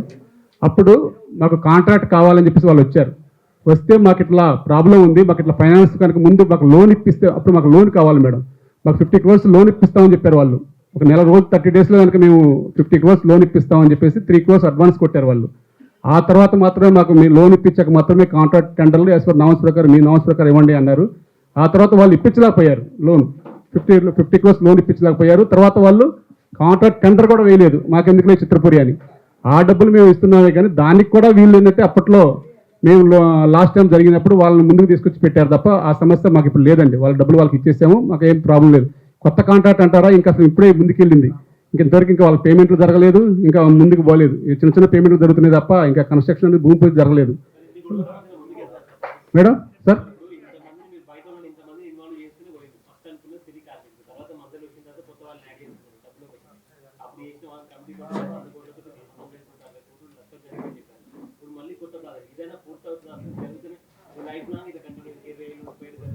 సార్ ఈ కొత్త ప్రాజెక్ట్ కంప్లీట్ కాకపోతే ఇట్లా ఈ సొసైటీ అసలు మనుగడకే ముప్పు వస్తుంది. ఆ ప్రాజెక్ట్ ఎన్ని అవరోధాలు చేసినా ఏం చేసినా ఫుల్ పర్మిషన్తో వచ్చామండి. ఎందుకంటే పర్మిషన్ ఇన్ని రోజులు పర్మిషన్ లేదని కూడా ఎవరు మాట్లాడారు ఇందాక. హెచ్ఎండిఏ పర్మిషన్తో ముందుకెళ్తున్నాం. ఆల్రెడీ ఫీజు కట్టమని 9,40,00,000 ఫీజు కట్టమని హెచ్ఎండిఏ లెటర్ పంపించింది. అతి త్వరలో గవర్నమెంట్ పెద్దలతో కలిసి కొంచెం ఆ ఫీజు డిస్కౌంట్ కూడా అడగబోతున్నాం. అతి త్వరలో కంప్లీట్ చేసి 40 monthsలో ప్రాజెక్ట్ 45 floor మొత్తం 51 floor అండి. అది high range tower, 51 floor tower. కంపల్సరీగా 40 monthsలో కంప్లీట్ చేసి సభ్యులందరికీ ఇచ్చి ఈ యొక్క సమస్యలన్నీ పరిష్కార మార్గంగా వెళ్ళడానికి కమిటీ సిద్ధంగా ఉంది. సార్ చెప్పండి.